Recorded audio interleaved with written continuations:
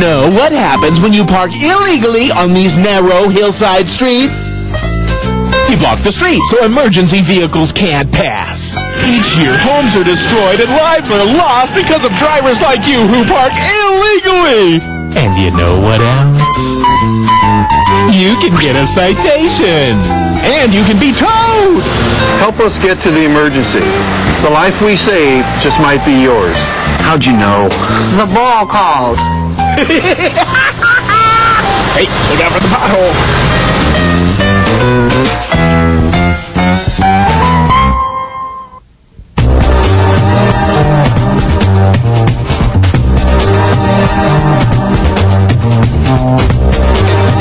LA City View Channel 35. Your city, your channel.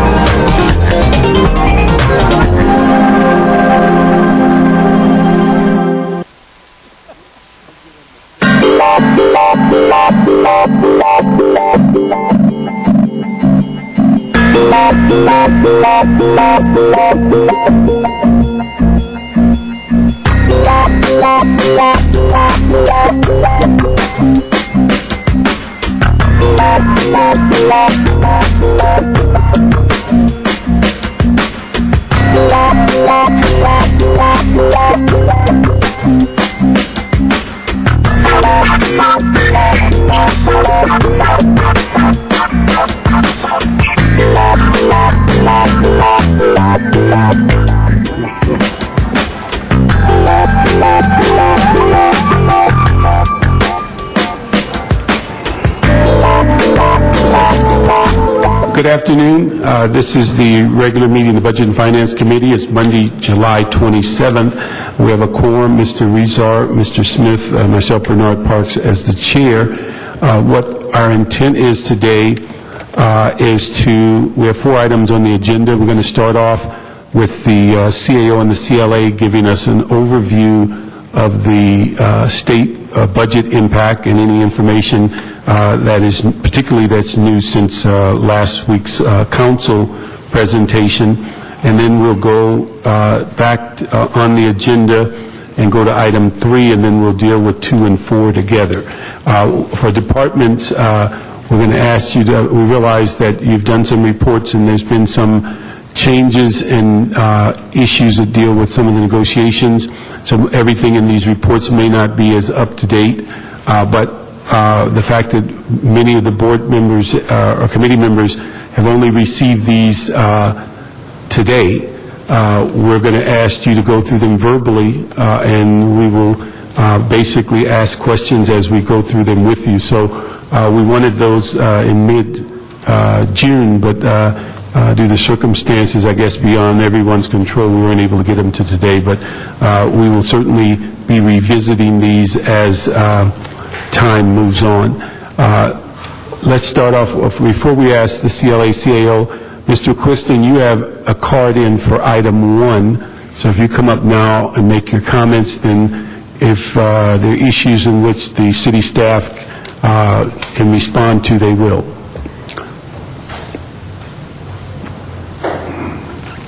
Wait till after the report. All right, you want to wait until after the report? Okay, you're taking your time in your hands. Okay. All right, Jerry, you're going to start off for item 1. Certainly. Very briefly, I'll focus on the changes since Friday. And there is actually some good news. The gas tax take never made it. All of the bills have been approved, and they are not taking the gas tax. As you recall, that was our most problematic because that was a straight take, and there didn't appear to be any way of borrowing against that. So that is off the table. Also, the City of Industry redevelopment proposal did not pass as well. That's helpful, at least, to give us some certainty about what's happening, because that created a great deal of uncertainty on what would happen going forward. The originally proposed $1.7 billion CRA take is still on the table. We are getting final numbers on the impact on the CRA. Initially, it looked like it was around $70 million. I think Ms. Estolano on Friday indicated it may be close to 100, so we're working with them on trying to determine exactly what the impact would be. The Prop 1A borrowing was approved. The state is setting up a JPA that would let local agencies borrow through it. We're looking at the detail on the language. There are issues of potential credit quality, et cetera, but we certainly should be able to borrow on our own if we don't go through the state JPA on that issue. The one uncertainty there is the hardship exemption that I referred to on Friday is in the bill, and what that essentially says is a smaller city who is in dire straits, nearing bankruptcy, can apply for an exemption, and then if they're granted that exemption, their property tax hit would be spread amongst all of the other cities in the county. So if one of the 85 cities in LA County gets a hardship exemption, their property tax allocation would be spread to us, among others, in the county. So it looks like the only litigation that will go forward would be related to the CRA take. I think the city attorney indicated that the constitutional provisions on Prop 1A really don't leave much of a venue for challenge on that. In essence, that is the update. Jerry, let me ask, how real are the circumstances that the JPA may not be available, or if we get in a situation to where we're unable to sell those bonds or recover that money, what are the options there? I think perhaps the CAO should address that. Okay.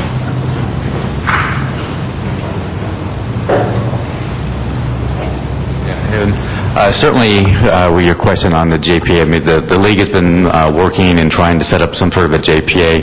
I mean, that is one option. The second option is whether or not we go ourselves and use our own credit.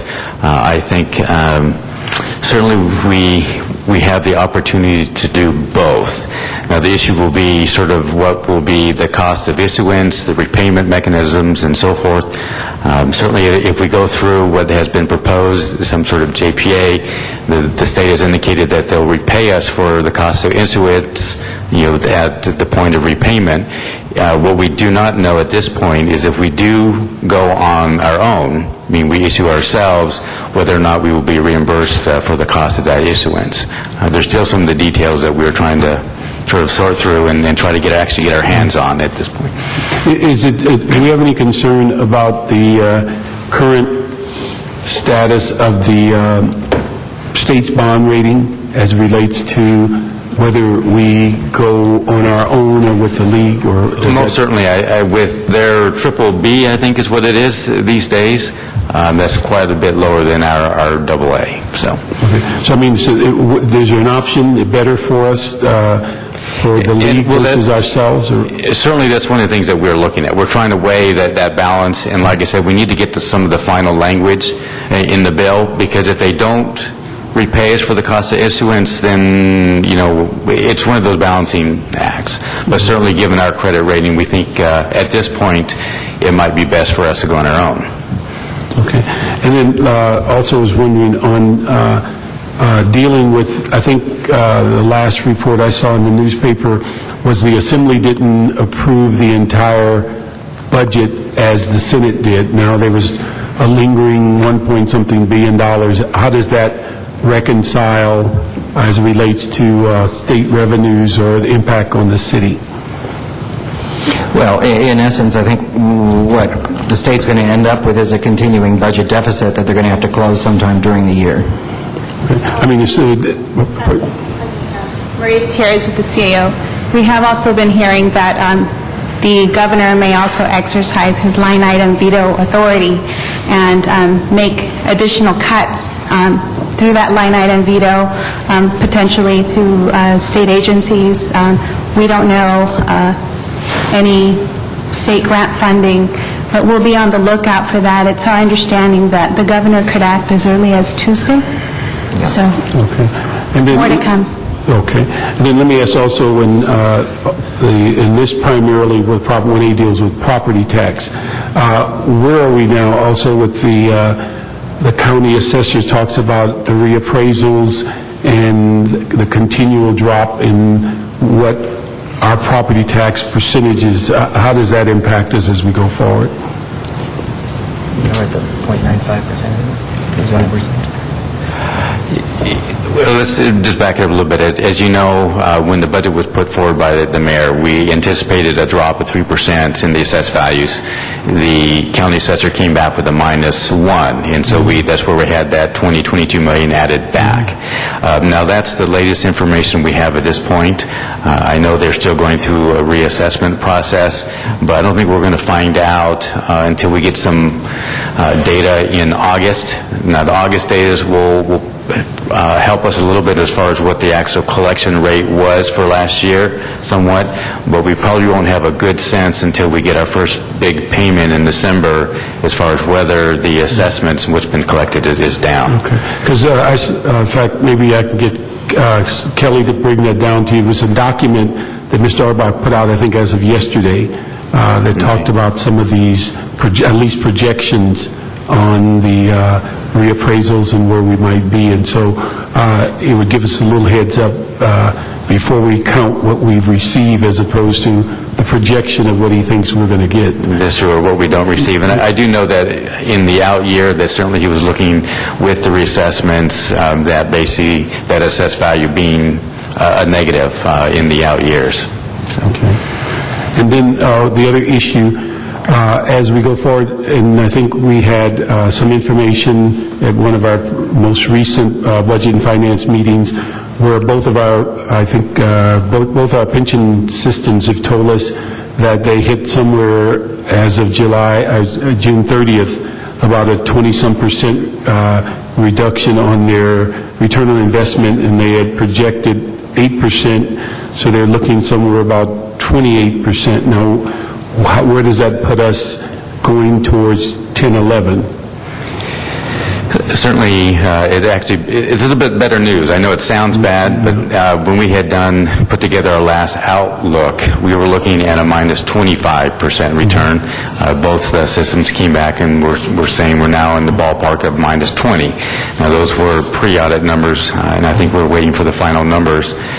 So that additional 5% is certainly going to be very helpful once we look at, get the final number and have a sense of where our payroll is going. We'll be able to plug in some of those numbers going forward. I think you realize certainly it's all driven by our payroll numbers, and we need to bring down those numbers. And so this is primarily would impact 10-11 because we've already done the trans for this fiscal year. It'll be for 10-11 and the subsequent years after that as well. And then the one issue with CRA, what's the impact if they go forward on a lawsuit as they did on the last take? And I understand the last take, they won the lawsuit, but that money is still, what I guess, held in abeyance. They're not able to use it at this time.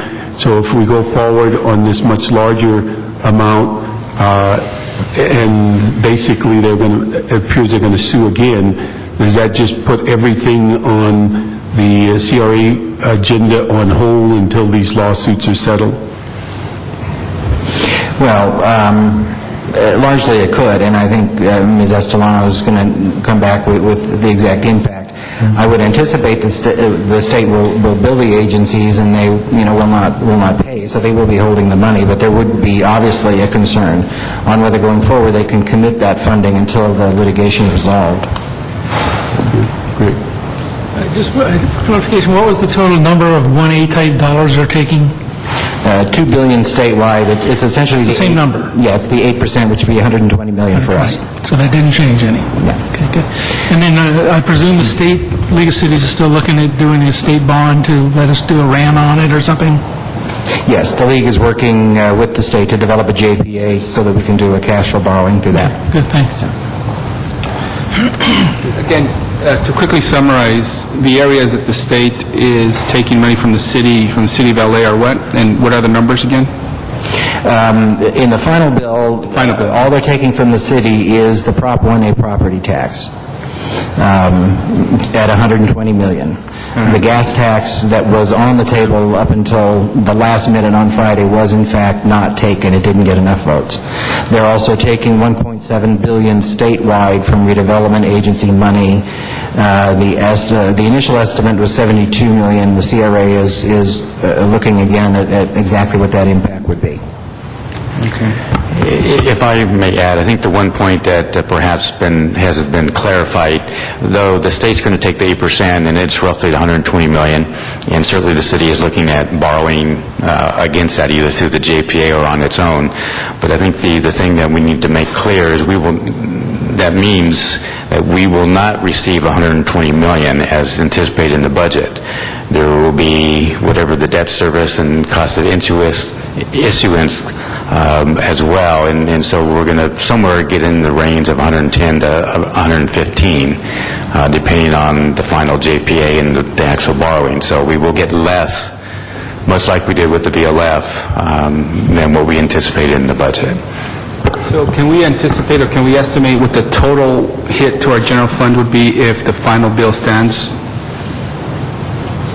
It would be the $120 million. The 115 to... Yeah. The CAO estimated... Well, it'll be the $120 million. I mean, we expect a certain amount in property tax, and so they're going to take that. Now, then will become up to us whether or not we opt in to the JPA or ourselves and actually borrow against the receivable. So on the CRA dollars, I mean, there's administrative costs, there are the debt service, other things like that. I mean, there's some cost to us as well, correct? or no? Well, there is. And To it's the like- general fund, I mean, to... We'll have to look at that. I don't anticipate a big direct hit to the general fund. There could be a big hit on 1290 money, but of course, at this juncture, the 1290 money isn't in the budget. It's not programmed. But I wouldn't anticipate a big hit in reimbursements on the administrative side, no. Okay, thank you. And one last quick thing I wanted to add, and actually it's a bit of a positive, the state also adopted a measure that would increase collection of use taxes. They're trying to go after internet sales and out-of-state sales and other things, so we have no idea how much that might generate, but that's the one area where we might actually generate some additional dollars. And finally, for clarity's sake, as you know, the state is not subject to the Brown Act, so we keep saying until we see the bill language. Much of this language wasn't final when they voted on it, and we're still trying to work out with the state exactly what some of this is and how it works. So. Let me ask you another question. Is that a great part of what we're going to do today is have the departments come up and begin to talk about where they are and what are some of the things, strategies they're going to have to go forward on. And my perception is that we're going to have a lot of departments that, with the way the budget is constructed, are going to be in the deficit almost immediately, and they're going to be looking at ways in which they're going to have to deal with this over the next 11 and a half months. When could we expect from the CAO and CLA a game plan as to, with the state, with the shared responsibility and all the things we know that we can deal with, what is the game plan for departments to begin to move forward? Because what I'm concerned about is, just as we discussed in public safety a minute ago, it's easier to ramp up early and gear down than it is to ramp up late and run out of time. And so the key is that we've given a lot of time and attention to negotiations. We've given a lot of energy to a lot of things, but the budget has been approved since, June, and yet we really don't have a game plan of saying categorically what department should be addressing and what is their monthly allocation that we are expecting from them. Because as all of us agree, the reserve fund is not going to be big enough to fix these things at any given time in the budget year. And so when can we expect that the state is finalized as to at least having a game plan to be moving forward for each department, and we may have to alter it if things change. But again, I just don't think we can keep floating as we are now. Well, you're certainly starting that process today, and it really needs to be finished within literally the next couple of weeks. The fact of the matter is that as it stands now, each department has the appropriation that the council gave it. Now, whether it's through layoffs and furloughs or whether it's through early retirement, there is going to be significant service impacts on every department. And how to deal with those impacts, may get complicated, but they're simply going to have to come forward and present to you what they cannot do any longer. But I mean, when they come in and tell us what their budget allocation is today, and they're telling us what they can't do, there's got to be some guidance, because I don't think we can do it with managed hiring or anything else, but I think it's got to be some kind of a game plan from the COCLA that says over the next 11 months, because we're only a few days short of the first month of the fiscal year, so we're now getting close to an 11-month plan, and then 2 weeks we'll be on a 10-and-a-half-month plan. And so I don't know whether, even though we'll get these discussions today, whether the departments will be able to, on their own devices, decide, I'm $8 million short, now where do I go from here, or $3 million or $1 million. So I think there's got to be some type of a tailor-made response for them to start moving towards, so that we don't end up, as the fiscal year continues, and we look back and say, we've missed 5 months of it, and these problems haven't resolved themselves. We will be working on that. Obviously, the big unknown at the moment is resolution on the sworn contracts and how to address that portion of the shared sacrifice. It is substantial.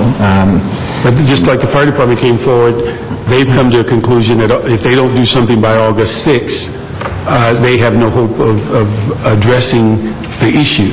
And I think a lot of departments will be close to that date, and without some figure to start working from, I mean, we can negotiate ourselves into January and then say we can't make it.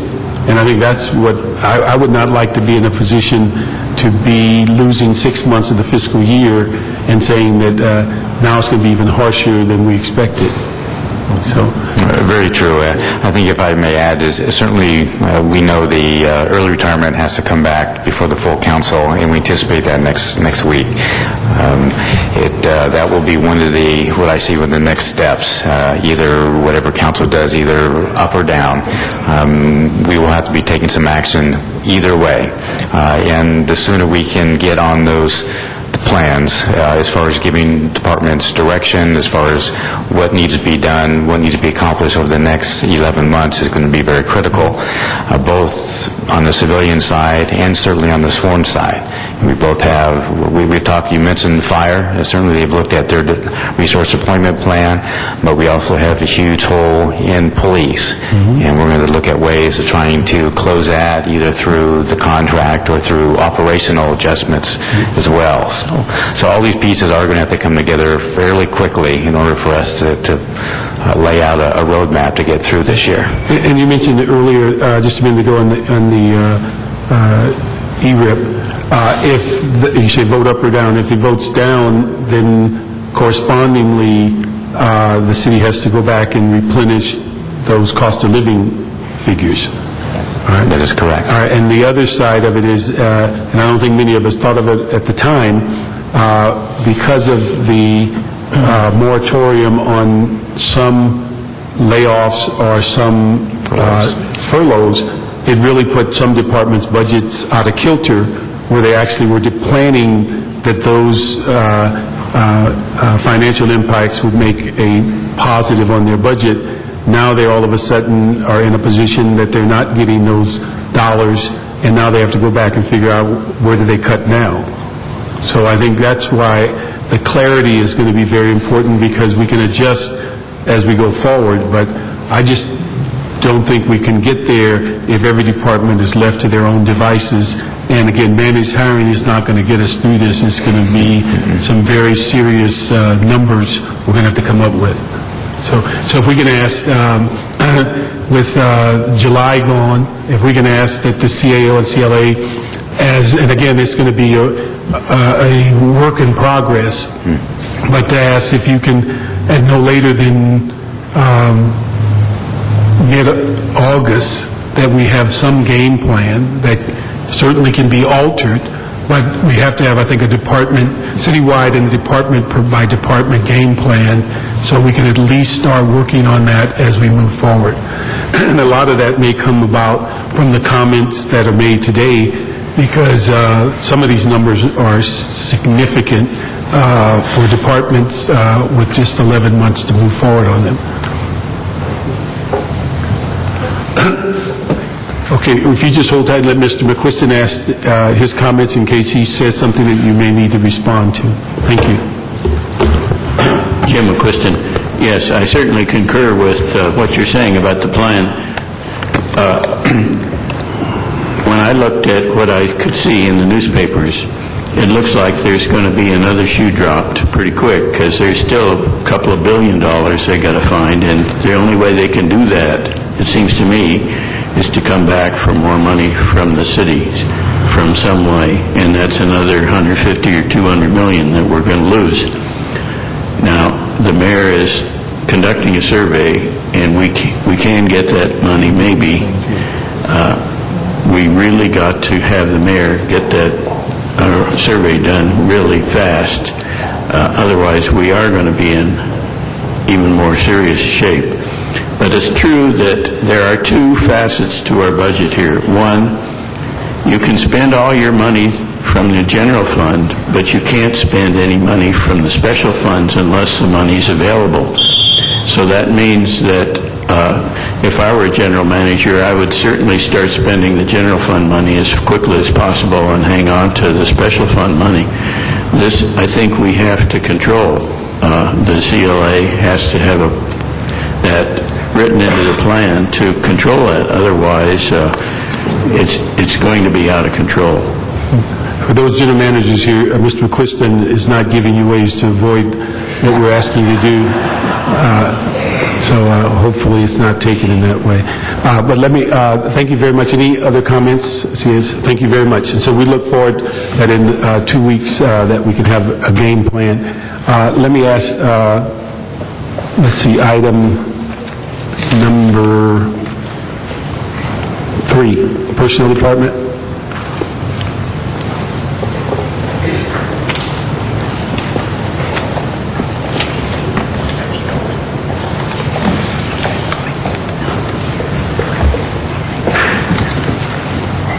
Good afternoon. Good afternoon. How you doing? Pretty good now that I've got a plan with my special funds versus general fund. Maggie, why don't you give us a little overview on, I know this has been off and on and a variety of things of the status of the layoffs, and so we get some idea where you are. And I understand that you've notified departments of your work and identified positions and people, but I understand we do not have a clear understanding whether departments have actually notified the employee. That's correct. Okay, so can you go through that and give us what the steps are and what we have to do to get those notifications done? Well, we have completed the calculations for 74 positions that have been deleted. 24 notices have been sent out. That's primarily because the remaining 50 positions were, those positions are part of the coalition. So we're holding off, waiting for that to be finalized. So 24 notices have been sent out, and so far no one has been laid off. Go for that again. 24 notices have been sent out, but so far as we know, there have been no layoffs. No, okay. So is your perception is that it's because the departments have not notified the 24 people?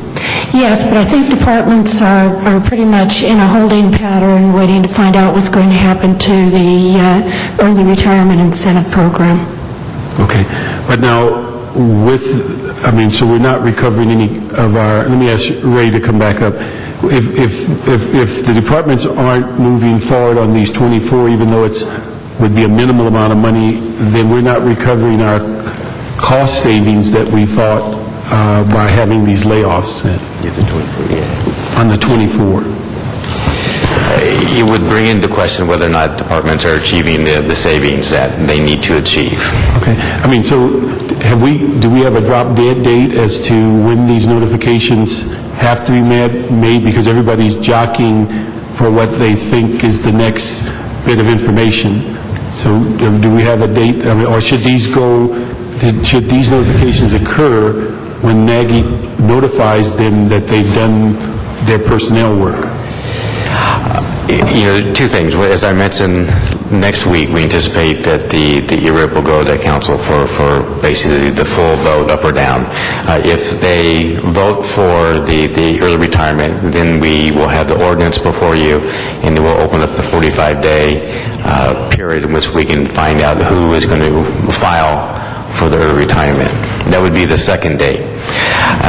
However, given with the state, even though we may have a chance to do some borrowing, given where our reserve fund numbers are probably going to end up for next year, given the perhaps lack of savings that we would achieve this year from the ERIP, I at this point, just tentatively, I don't know how we can get through without still going forward with those. Okay. But again, explain to me then, how do the layoffs, if people are waiting tentatively for the ERIP, how does that impact people that are eligible to retire, that they may also be on the layoff list?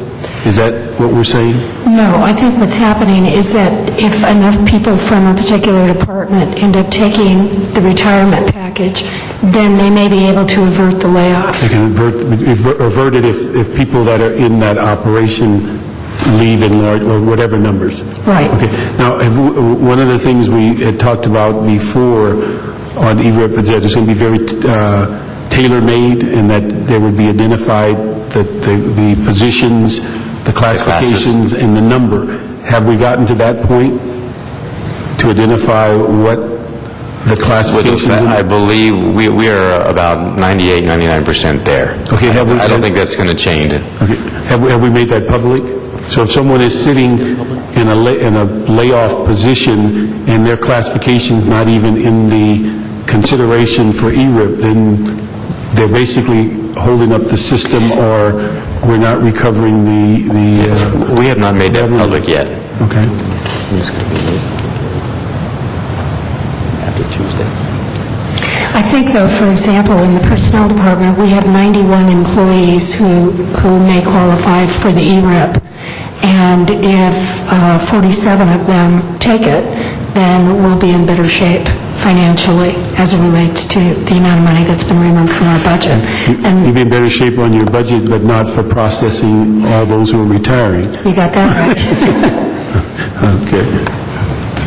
So the issue is that I think if we can get something out of this meeting today, is the game plan that if the Maggie's done her work and made notifications, is there an urgency in which department heads should be moving forward on those 24?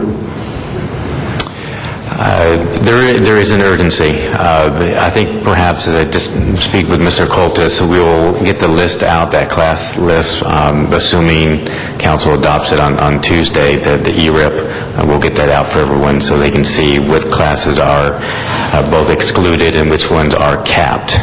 Those are limited. But I would hope that departments do whatever is necessary to get to be in a spot where they can say, okay, the E-RIP didn't go forward, so now we have to do this. Okay, so Tuesday, if I'm it is looking close at to a drop Tuesday dead as being a date. very key date. Okay, either way. So Tuesday would be a drop dead date that Maggie should be getting cooperation from departments one way or another. Yep. Okay. Right, and just so that you know, we have not discontinued the work that we're doing on layoffs. We're progressing, and we have to date probably gone through about 14,000 work histories. So we're moving ahead, and should be closer to ready than we have been. Okay, very good. So the 50 employees that you mentioned that haven't received notices but were authorized for layoffs, what is their status again? They're still working. They're still working, but Right. do we intend to give notices or not? Well, as we have notified the departments, I believe, are working with their individual CAO analysts to determine where they're at financially. But I do think that what is holding this up is whether or not they have enough employees within their department who will qualify for the early retirement incentive program, with the hope that they would then be able to call the layoff off, or off the layoff. And so if we adopt the E-RIP, our plan was to hopefully allow us to have enough savings such that we wouldn't have to lay anyone off. So even if we haven't laid off the 74 or so, and we haven't realized the savings, if we implement the E-RIP, we would still be saving somewhat to cover those, even if we're a month or two into the fiscal year. Is that? Well, they're going to have more people. Let's say, for example, in my case, I have 90 people who qualify. I need 47 to take the E-RIP in order to break even in the budget. However, those people need to be off the payroll by October 1st. So as this delays, it does increase the numbers that will have to be ultimately eliminated from the payroll. So I think that's what Ray is referring to, is even if people take the E-RIP, there still is the possibility of layoff. Okay.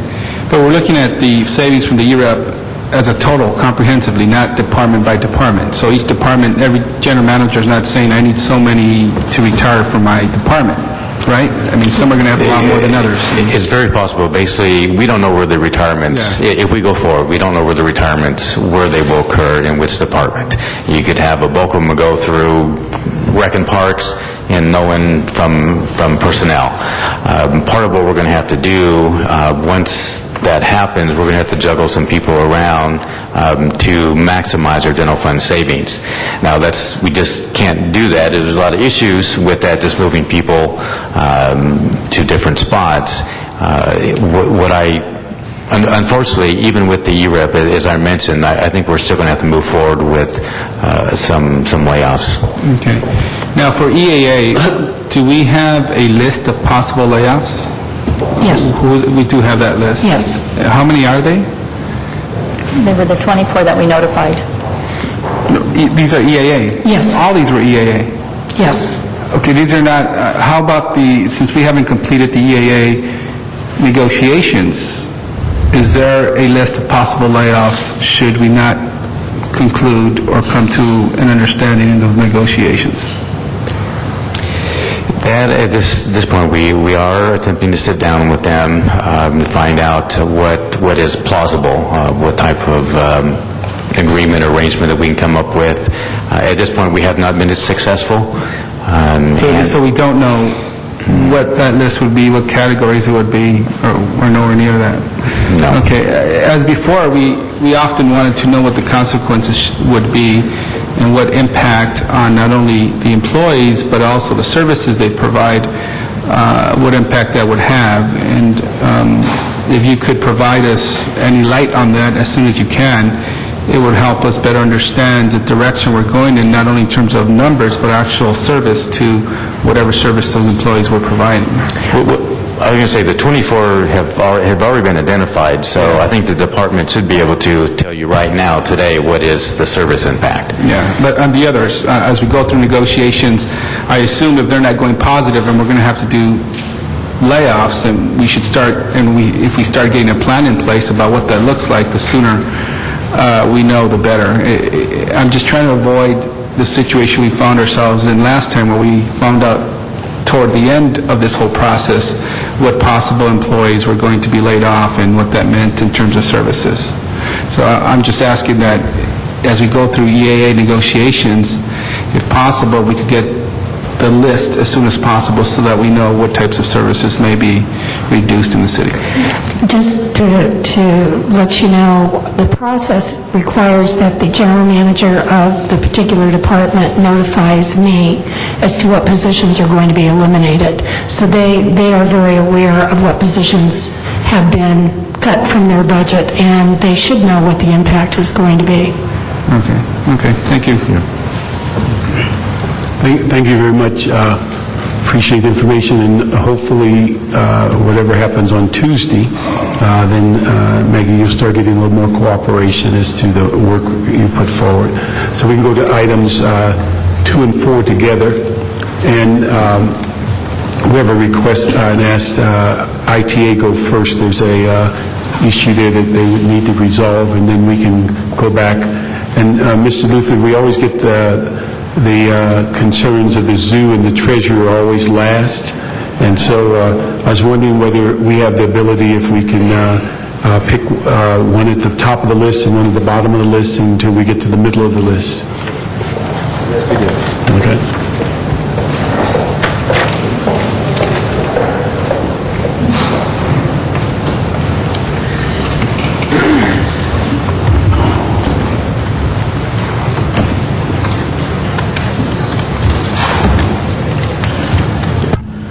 Hi, good afternoon. Randy Levin, General Manager and Chief Technology Officer for the City of Los Angeles. Randy, you submitted your report? Yes, we did. Okay, I'm trying to... We have a few comments if you... Okay, why don't you start on that while we're trying to locate your report. Good afternoon to all the council members. The report before you outlines ITA's revised operational plan. Our salary deficit has risen from $6.9 million, as previously reported on June 25th, to $7.3 million. This is due to a number of factors, including the pending pending coalition proposal, and EAA staff impacts. In preparing our revised plan, we have developed a number of strategies to help balance our budget. This includes offsets such as the council-approved reappropriation of the department's 2008-09 savings, the transfer of 09-10 expense accounts funds to the salary account that were pre-encumbered as directed by the CAO and council from 08-09, a $1.3 million reduction due to off-budget NICLA and GCP reimbursement of our salary account for the FMS project, $1 million in near-term savings from our landline and elimination initiative, and an increase in retirements and attritions. These offsets in total reduce our salary deficit from $7.3 million to $3.3 million. This equates to attrition/layoff of 53 positions. ITA's 09-10 adopted budget was reduced by 14% from the previous fiscal year and included elimination of 102 vacancies, of which about half of those positions had become vacant over the past 12 months due to proprietary department hiring and a managed hiring process. This represents significant service impacts to ITA's operations and service levels. ITA and we have taken a number of proactive steps to help mitigate the service impacts. These include moving all EAA staff to a 540 work schedule to provide greater shift coverage, standardizing our work hour window to coincide with business hour customer support, reinstating the 311 a.m. shift with the coalition deal on the table, reducing the number of staff in ITA that receive on-call bonuses, and continuing to pursue cost efficiency and revenue generation targets and initiatives. ITA's overtime funding continues to be a significant concern. Although not a reduction from the previous year's budget of $973,000, this amount has historically significantly underfunded to cover overtime usage, averaging about $2.3 million, which is primarily for public safety support. Although we have implemented stringent guidelines for overtime usage for the current year, we anticipate that we will exceed our funding due to non-deferrable critical support and emergency services.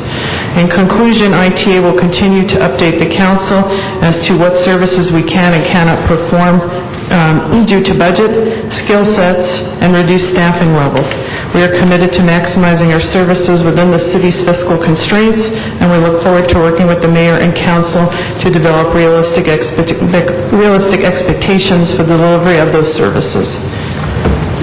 Let me just ask you mentioned in your comments that you had 14% reduction from the previous year. Now, what was your reduction in 08-09? That is from 08-09. Approximately 10%. Approximately 10%. So you had 24% in 2 fiscal years.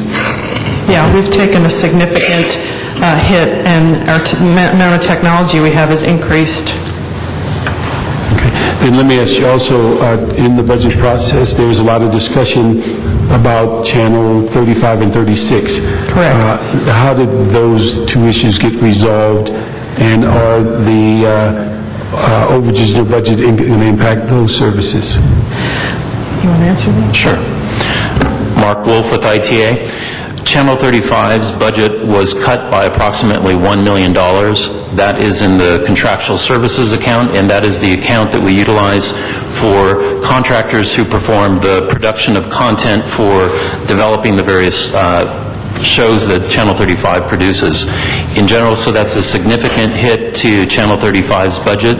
Their services have been reduced where now they are covering city council meetings, commission meetings, and other types of production of content will be done on a reimbursement basis by those agencies that request the service. We're also looking at optimizing our services by automating some of the manual processes that we do, for example, like playback of content. We're in the process of bringing in equipment that could automate that function and reduce the need for individuals to do that.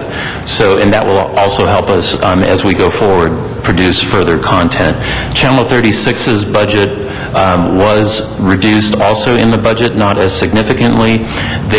the city has also encouraged them to continue to aggressively pursue outside funding for further funding for their operations.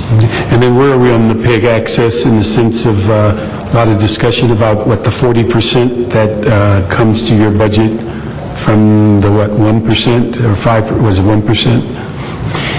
Council in the adopted budget has instructed ITA to issue a request for proposal for public access. We are in the process of beginning the development of that RFP, so that will be something that we would anticipate releasing this fiscal year and have conclusion to that process by the end of the fiscal year. And has that 40% been allocated in your budget? The 40%, that is actually, yes, Council has set aside instructions in the budget that would reserve the funding for Channel 35 and 36's operation, along with an earmarked amount that would be targeted potentially for public access if the RFP would come to a positive conclusion. Okay. And then let me have one other figure, and just repeat what you said. Currently today, where are you sitting now in the sense of looking at your budget and getting through the fiscal year as it relates to We have currently a $3.3 million deficit in our salary account. Okay. So, and that's not counting anything else, just salary? That's correct. Okay. Are you in a similar situation on any of your equipment or overtime? Overtime, as I said, we are watching it vigorously and managing it very closely. However, historically, we have run about $2.3 million a year, and so we will probably go over just due to circumstances beyond our control. So if you looked at your overall budget with 3-point-something in salary, what would you give us the best figure as the overall budget deficit? Probably about $5 million. Okay. And then from there, what are the strategies that you're looking at in the department to address that? Beyond the ones that we are already doing and the ones that I already outlined, we will eventually have to start laying off some more people because we can't make up $5 million anymore. We have very few variable expenses left in the budget. 70 or 80% are personnel related, and we have been attacking and reducing the amount of costs we have for maintenance and other areas and phone charges. We haven't laid off everyone that we said we were going to lay off because we were waiting, as the previous discussion, for the ERIP to go through, because we have targeted to lay off a certain number of people that also now have told us they are going to be on the ERIP list or in the same classification, and we still need a certain amount of staff left over in that classification to run the systems. So, once this comes to a decision, then we'll be able to figure out how to do this and move forward. Okay. Jose? No questions. Okay.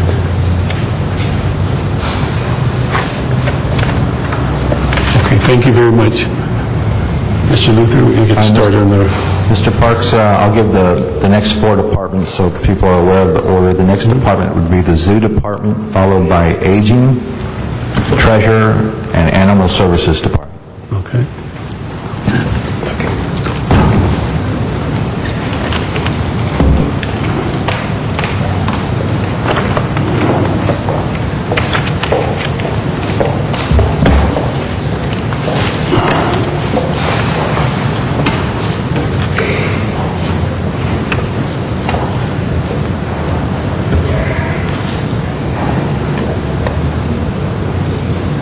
Good afternoon. Good afternoon. I'm Denise Ruett with the Zoo Department, and thank you for the alphabetical consideration this afternoon. The Zoo Department has submitted... Just tell Mr. Lewis we do listen to him. I will tell him. The Zoo Department has submitted its operational plan, which talks about the impacts from the current budget that I'll go through very quickly. The immediate impacts on our operations include closure of a variety of services for the public, including the Contact Yard, which is completely closed, the closure of our Adventure Theater and Kids Corner. Our bird show has been reduced from 6 days a week to weekends and holidays only. We've reduced the frequency with which we clean the restrooms and empty the trash receptacles. The wait times at admissions have gone for an average of 30 minutes on busy days to 55 minutes for the patrons to get inside the zoo. This is really 12 positions were deleted from the budget as part of the 09-010 budget. We have 32 vacancies as well. We had a reduction of 45% in our part-time budget, which led to the layoff of about 21 employees. We're reducing our signature events for the public due to reduced advertisement budget. And we have a lot of construction going on. One major project that's going to start in February is our Propo parking lot project, which is going to reduce us down to about 1,300 spaces out of 2,200. Could you explain to us what that project is? It's a $13 million project that is going to make it more environmentally friendly with permeable porous pavement, more landscaping, and the idea is to keep the rainwater runoff from going into the LA River. So the project is a year ahead of schedule, so when we developed the budget, we did not anticipate that the project will start in February, and it's going to last for 6 months, and it's in 2 phases. So the first phase takes away 657 parking spaces, and the next phase, which goes into the next fiscal year, takes away another 650 parking spaces. So the revenue and the attendance as well in the budget did not contemplate this, and we're still in the process of trying to quantify what that impact would be. On top of that, if all of our employees were to take advantage of the ERIP program, it's another 43 positions. So we would be about 30% down in staffing, which is going to impact us tremendously in terms of accreditation by the AZA and our USDA exhibit license. And what is this year's general fund contribution to the zoo? It's about 35% of our total budget, but it is specifically $5.2 million out of a $19 million budget. 35 million? No, 19 million. 19 million. 35% is general fund. 35%. Okay. And then as far as evaluating your budget and looking at it overall and also salary, where do you see the deficits? Well, I'll save the good news for last because we're not going to have a deficit based on our projections right now.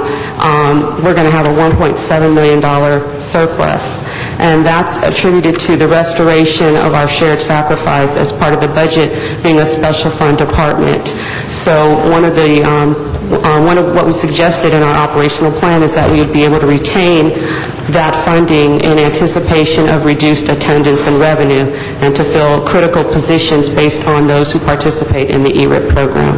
Okay. So at this time, you're not showing a deficit, but if everything is basically somewhat up in the air depending on next Tuesday in the vote and such, because that could impact, again, layoffs or furloughs? Yes. Okay. Any unexpected or any issues dealing with liability or any concerns such as that? No. Okay. Very good. Okay. Thank you very much. Thank you. The next department is aging.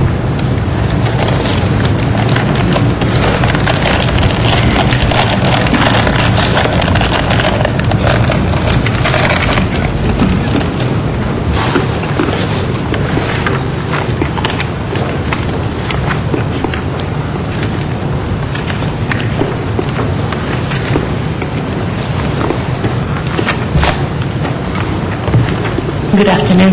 Good afternoon. Laura Trejo, General Manager, Department of Aging. For the Department of Aging, in terms of our operational plans, we actually have a paradoxical effect occurring in that because we're primarily grant funded, having unfilled vacancies and furloughs are causing us to be accumulating grant funds that at the end of the year will have to be returned to the state and the federal government. I would ask the committee and the CAO to please support the department in this request to fill 6 vacancies so that it will not allow us to again be returning unexpended funds. I think in this time that's incredibly difficult for us to do given other curtailments that we're experiencing from other areas. So for the Department of Aging, is a good news and bad news kind of scenario in that we do have the resources, but we're not allowed to utilize them appropriately to fill behind the vacancies and also to use our existing resources to hire staff as needed. Now, is this based on the budget cuts, or is this based on the managed hiring? It's based on managed hiring primarily, in that we're not allowed to fill grant-funded positions. And so our request would be to support the department's efforts to fill those positions. Let me ask the CEO, could you respond on the issue, because we discussed this at the hearings as it relates to special funds and grant funds, and I know there was a sensitivity of having all the funds, general funds, all to be addressed in the same fashion, but are we giving any consideration of loss of grant funds as it relates to this department? Actually, yes, we are. And I know the department certainly would like to move forward as quickly as possible. As one of the things as part of, in order for the early retirement to actually work, while the goal is 2,400 people, we know 2,400 is not just general fund. So we anticipate quite a few of those being special fund. Now, in order for us to generate the savings that we need in order for it to work, will need basically some slots in special fund departments where we can move people from departments, and I think we would ask for just a little bit more time to see what happens with the early retirement and see what flexibility we have as far as moving folks around from the department and from the funds. Is there a timeline on the grant funds you mentioned, or is that something? Not a timeline in particular. We'd be happy to work with the CAO on that. My concern, again, is as the timelines elongate into the future, then I generate more savings, which makes it more difficult to spend the dollars in a timely manner. It's also affecting our ability to meet the contractual rules that we have with the grants in order to keep the money. So I'm just trying to keep sort of all the timelines going in one direction so that we're not forced into having to return the money back to the state. In California, in the past, that would have been less of a problem, but about 2 years ago, the state actually passed regulations that area agencies on aging could not have return or revolving of their own dollars in excess of 5%. So we would potentially lose it as a long term. And this is a brand new feature of the state dollars. In addition to other curtailments we have experienced, we would experience less of an opportunity to roll over the dollars into the future. So that is a concern that I have. Where do we expect that we'll have that resolved by the first FSR? As far as we should have much more clarity by the first FSR. Exactly. And then, other than the grant issue, is there anything else dealing with your operational budget? Primarily, I think we would be fine. Our grants are holding steady. I'll know more after the governor signs the budget. As the committee knows, last year, when the governor signed the budget, he used his line item veto on older adult services in terms of the state's share of older California NAC-funded programs. And in that exercise, the department lost $1.2 million in resources. So I am continuing to be hopeful that we will get the best outcome possible, but understand that many of the programs that are supportive to seniors were aligned for complete elimination, so I'm still cautious in terms of what will occur tomorrow, given that there's now a new deficit. You've been a recipient also of some early stimulus money. Is that? We have had some small stimulus dollars, but again, those are very targeted dollars, and they're here for a very short period of time. So while they do some gap filling on a long term with our continuing increase for services, it just creates more of a demand. But you're able to spend those with the resources you have? Yes. We were getting ready for those a few months ago. So. Okay. And what is the percentage of your budget's general fund? Right now, it's about 15% of our budget coming from general funds and about 85% coming from state, federal, and other grants. Okay. But at this time, you feel comfortable that if you get your resources through the FSR, that you'll be able to get the grants expended and stay within your city budget? Absolutely. Okay. On the grant issue, can you explain again why you need those 6 positions to get the grants? Is it to The apply grants to are here, and so the grants are here. They're here. It's basically to fulfill the requirements of the grants. The grants pay for the staff positions. Under the managed hiring, what's happened, the positions get frozen, and it takes months, if at all, to get them filled. And the grants pay for the service of these For the positions? services that those individuals provide, correct. And those individuals we pay out of our salaries? Correct. Okay, how much is the total amount for the 6 salaries? For the 6 salaries, let me see, I have a...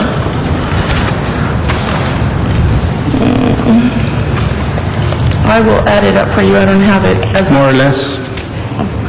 You know, more or less. I will add it up and get it to you. Oh, that's fine. I do have it here. And how much is the It's part total? of your report. How much, we haven't downloaded those off the emails, we just got them a little bit late. How much is the grant dollars on that, the total grant dollars? Well, these are completely grant-funded positions. How much? Not the positions, the grants, how much are those?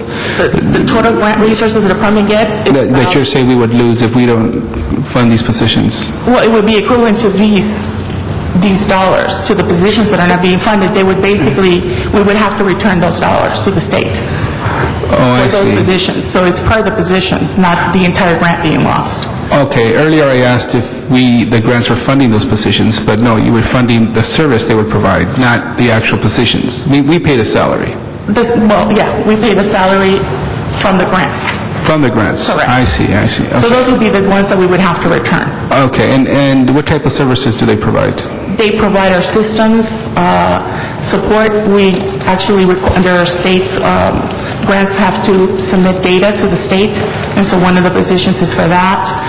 We have positions that are supporting auditing, that are supporting our contracts monitoring. Those are the primary areas. Okay, thanks. Okay, thank you very much. Next department.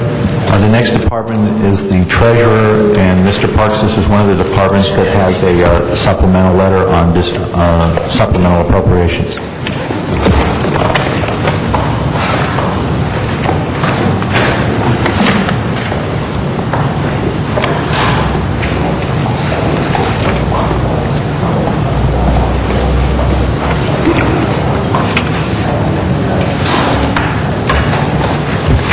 Good afternoon. Good afternoon. Before you get into your report, do you have any good news on our financial situation? Well,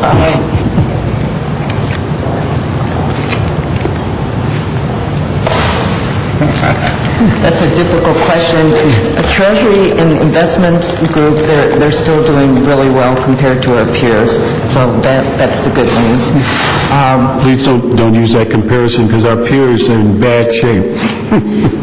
Well, just tell us how good we're doing. We're doing really well. Okay. Since our last time you've been before council, there's no major changes or negatives? We don't think so. One of the things, and I alluded to this in a couple of the committee meetings, is that the general fund portion of the general pool is decreasing.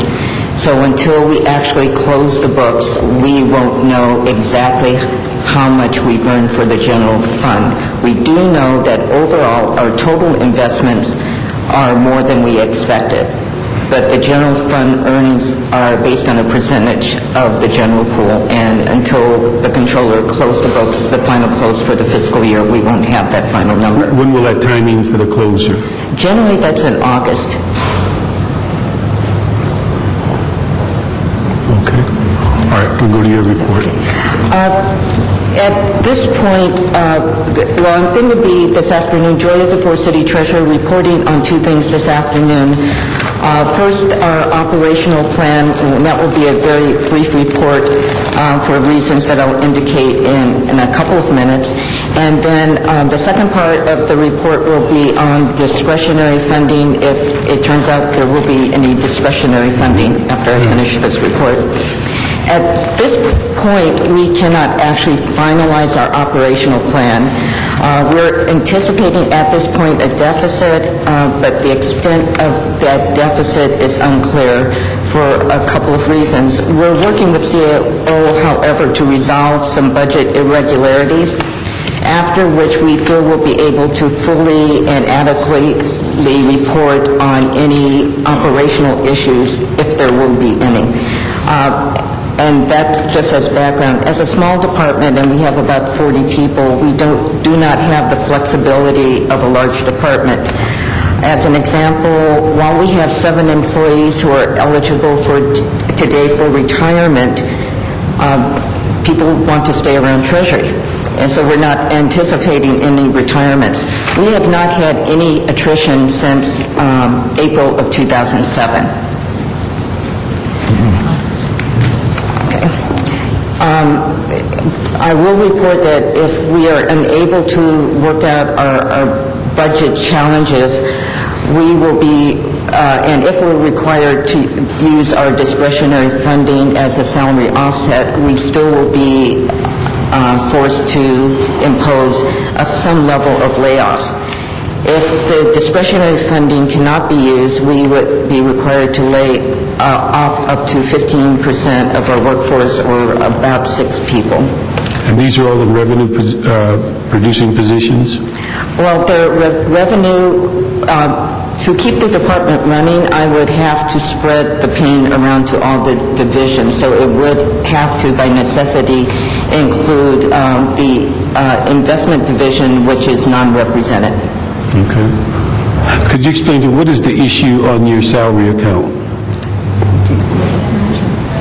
Krista Binder with the City Treasurer's Office.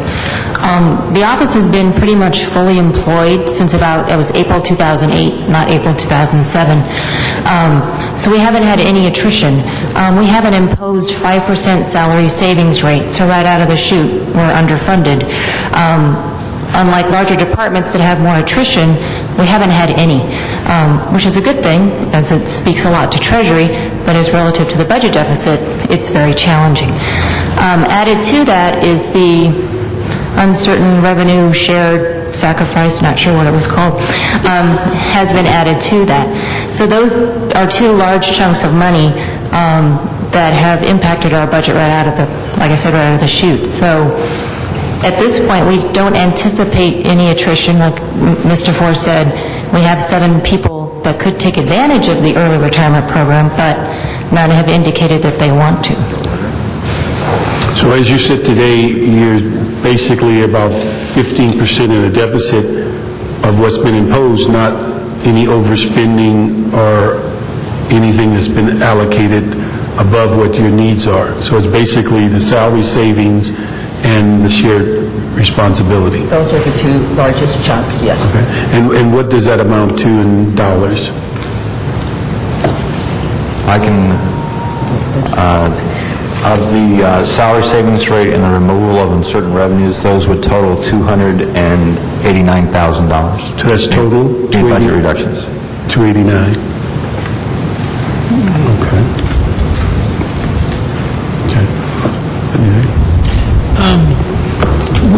Were any of the positions in your department identified as potential layoff positions?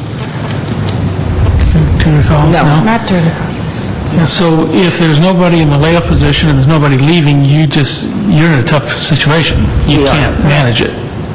You got to start being meaner. Make people want to leave. If I could take advantage of it, I would. No, I had to be mean until we got the right staffing. Yeah. Now we have the right staffing. Okay. Okay, thank you very much. And we just asked because that 15% is imposed, we just asked the CAO to be sensitive to that as we go through the FSRs during the year, because if they do not have attrition, which is the whole essence of the managed hiring and the salary savings, it makes it almost impossible to attrit out this money. And we are very sensitive about those revenue-producing positions. But if you can work with the CAO and see how, as we go through the year, how we might resolve that. Thank you. Thank you. Mr. Parks, on the letter for the discretionary revenues, is your intent to move that forward today, or would you allow us to hold that? No, because we held them till we got all 5 or 6, so we will move that, because I think the only issue for them is resolving the 15%, and then they'll have a better idea of what they're going to do with their discretionary funds. So we'll take that as a issue of relevance today, and then if things change, then they will have other reporting down the road. So we'll accept their report as they've submitted it. All right, thank you. The next department is Animal Services, followed by Department of Transportation, Building and Safety, Recreation and Parks, and CAO. And Animal Services is one of the departments that was identified by the Budget and Finance Committee to report back on liability issues. Okay. Good afternoon, council members. Linda Barth, the Assistant General Manager for Administration for the Department of Animal Services. We did submit a report on Friday, but let me just give you a brief recap, running down the numbers. At the beginning of the current fiscal year, our department faced approximately $3.2 million, approximately 15% of our salaries general account. Most of that was the shared responsibility and sacrifice cuts. Some small portion of it is also bonuses, particularly night bonuses. We're a 24/7 operation. We're obligated to pay those bonuses. We have uniform bonuses, of course, for our officers and other employees, boot allowances, bonuses to veterinarians. That's almost $500,000 in bonuses, which are not factored into our budget. So that, in addition to the shared responsibility and sacrifice, gave us approximately $3.2 million. We've done the recalculations based on the new assumptions. Right now... Let me ask you, those bonuses part of your 3.5? I'm sorry? Are the bonuses you mentioned part of the 3.5 total? 3.2, yes, sir. 3.2, okay. By looking at the new assumptions with the furloughs for EAA employees and the no-COLAs for coalition employees and so forth, our deficit drops to $2.5 million. So then we started looking at the impacts potentially of the early retirement program. There's approximately 11% of our employees, 39 employees, who would be eligible for that program. If every single employee left and separated this fall and was, even with bonuses and so forth, we got at least 5 months savings, 6 months savings. That's about another $1 million in the current fiscal year of savings. That still leaves us over almost 1.5 million deficit. So then we looked, just for the sake of doing the calculations, if we laid off every EAA employee in our department, we would still be short $500,000. And that's, of course, not even a practical or viable option because EAA represents our registered veterinary technician staff. And that is a staff that is currently being furloughed. That's already creating some operational impacts for us because we are very lean on our registered veterinary techs. We took in about 60,000 dogs and cats alone, not even counting other kinds of animals last year. Our veterinary techs are the front line of taking care of those animals. When they come in, they have to be checked for disease, they have to be treated if they're hurt or sick, and they have to be checked before they're adopted back out or transferred to a rescue organization. That's state law. That's a requirement that we cannot deflect in any way. If a registered veterinary technician or a veterinarian, we have 5 in the system, are not on duty, an animal may have to be sent to a private veterinarian at anywhere from $50 to $150. So we are already experiencing some difficulty in having sufficient coverage of our veterinary technician staff. It would not be practical even to suggest to you as an option that we could lay off the veterinary technician staff. So that leaves us with calling out from amongst our 15 EAA administrative employees a few staff positions. So the reality is we face the current fiscal year with the constraints as we know them now, not knowing for sure how many people might or might not take advantage of the early retirement.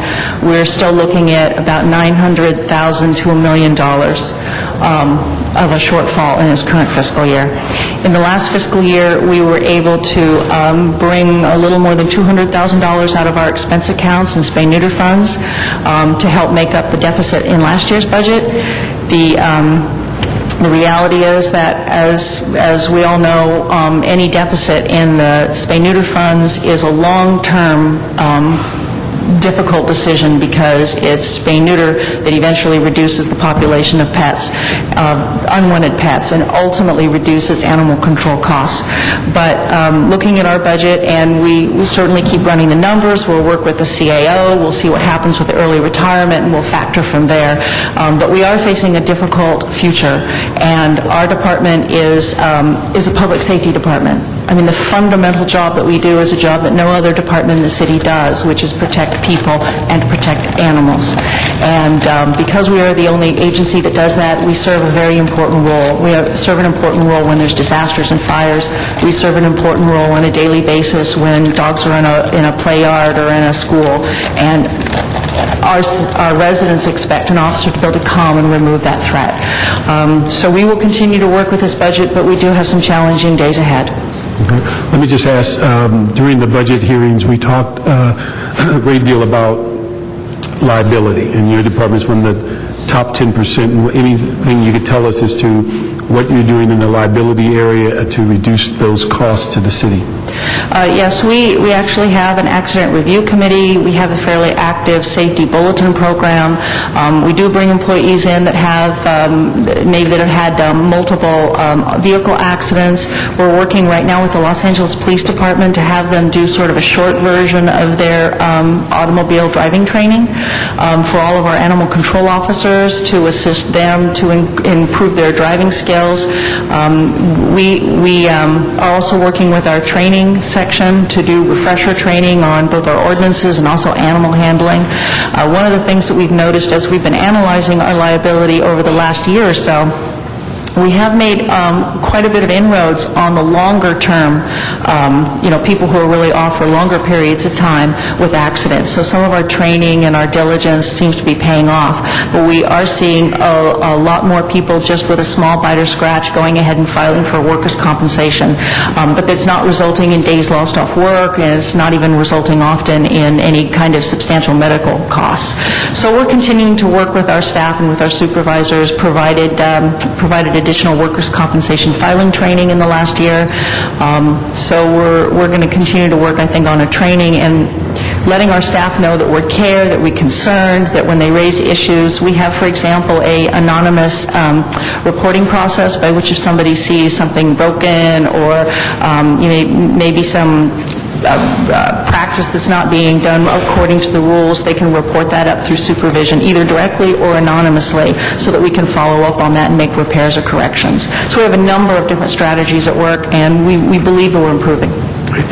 Is your number one liability traffic accidents, or? The number one as far as cost would be traffic, would be, little collisions, car damage, not really to people, but just car damage. And the number one incidents are bites and scratches, but they're generally, as I said, fairly minor. We've had a few incidents, but most of them are more minor.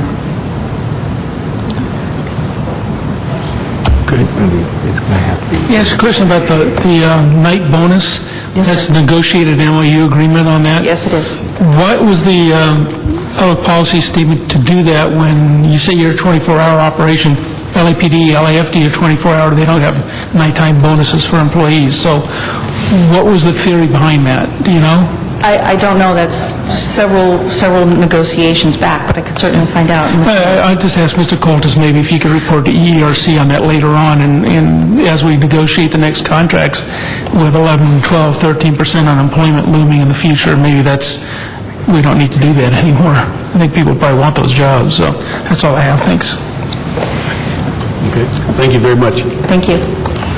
The next department is transportation, and transportation also is a department that has a discretionary funds letter, and also is a department that was listed in the liability departments of the 12.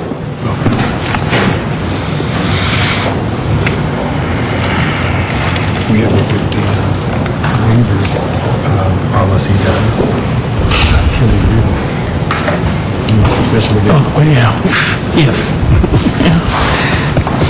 Good afternoon. Good afternoon. Rita Robinson, LADOT. Salman Highlands, DOT. Nir Sadati, DOT. give us an overview of where you are in your current budget, particularly I'd like to get some emphasis on your deficits and what may be causing them, and also your impact on the liability issues. Okay. Well, we'll give you, I wish there was some good news, but there isn't any good news, so I'll just be real frank about the bad news. The bad news is that under the best case scenario of all the impacts of the furloughs being deferred to the coalition, the EAA furloughs and the 3% they were paid, and all the other impacts to our budget based upon the salary account that we have, we're currently about $6 million short this fiscal year. So we don't have enough money to cover our staff for the rest of the fiscal year. We anticipate money from the stimulus process to come in at about $2 million. I think that report is due to you to be heard by the council on this Friday. We just got the report last week. But even if that money does come in, then we're still $4 million short before the end of the year. And as I discussed before, this is even with the discretionary $1.5 million, which I appreciate very much being provided to the department, but it does not close the full gap that the department currently will have under the next year. I just see tremendous problems with the fact that we've limited the separations. We need over 200 separations to occur in order to meet our budget this year. And we need those to happen before January. So even if you have early retirement, and that's counting average attrition. There aren't a lot of people attriting out because there's nowhere to attrit to but the street. So a lot of people aren't attriting out unless they go to DWP perhaps, or maybe another department. But even with early retirements or regular retirements, we'd still have to have about 200 separations to occur. And if you limit that small group if you limit those separations only to EA members, which is, I understand, the rules that we're dealing with, then you're talking about decimating the department very heavily in our engineering and delivery staff as well as our administrative staff. There'll be no one to process a payroll even if we had a payroll. It's the same reality no matter what department takes this chair today. I think every department will have the same discussion with you, just different impacts, because even with shared sacrifice, we at least were getting to a point where we could start downsizing our salary account. But now that we've limited that to such a small group of people based on the coalition deal, even with the furloughs, which are one-time savings, we're not really going to have a sustainable revenue base in order to protect ourselves throughout the rest of this year for any department. There is no new revenue coming in. And the more we whittle away at this, whether it's early retirement or separations by layoffs, the reality of the fact is that our services will be impacted dramatically in this city one way or another. We can't collect revenue and enforce traffic at the same time. At the same time, we also have moratorium on special events, so some of the money I was going to have set forth to give me front funding for special events in case people will reimburse us is being whittled away with waivers already. So I have a stack about this high. I plan on reporting those every month in the financial status report by council district so that we keep a running tally of how much money these are costing us. And they are costing us a lot of money. And I would imagine probably tomorrow your phones will begin ringing because we're sending out letters to the Coliseum Commission, Hollywood Bowl, and everyone else that currently we provide services to, saying we need to negotiate payment of reimbursement for our services so that we don't run out of money before the end of the year. And we can't show up. I can't really work people if I don't have money to pay them. So it's not a pretty picture across the board, not for the department or anyone else, but I don't see any bailout of this if we keep, we started with a basketball, we whittled our way down to a softball, and now we're at a ping pong ball that we're trying to balance this on. And it's getting less and less possible for any department to be able to make this work legitimately. Let me ask you on the issue of your liability issues. What are you doing there as it relates to addressing them or trying to reduce them? And what are your high liability issues? Well, we actually had, based upon a at least 3-year-old controller's report saying that we needed a risk manager on board, so we finally got that initial budget, so we have it under the managed hiring program to get that person on board, but we're also internally looking at the places we have weaknesses that have caused us liability and trying to beef those up internally with the staff we do have. Because one of the concerns I have from a different perspective is where we're talking about early retirement and EREP is that you really have to realize is that either way we cut, if we cut by layoffs taking our most new and talented people with the energy to make this train run, or our older, more experienced staff, if you early retire a tremendous number of those people, which this is targeted at this point under the current discussion, the people you most call on to do things by name or by phone number or direct cell phone will no longer be here to do this. And whether we don't backfill or we try to get people in those positions, it will have a tremendous impact on service throughout the city, because I know both of you know people's phone numbers that you can call Alan Willis or anybody in the city, Jimmy Price, or any of those people personally, and get whatever you need to get done.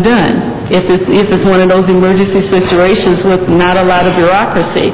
So when we talk about liability issues, those are also the people that are most knowledgeable about responding to emergency situations and trying to make sure that we have safety issues in place so our liabilities are lessened. So we're desperately wanting to get the risk manager on board to try to use some of that institutional knowledge to try to lessen our risk within the department. But as you have younger people that are less experienced either leaving or staying, or older people with more experience leaving or staying, there is going to be a place where we have to kind of have a level playing field of knowledge being reestablished within the city.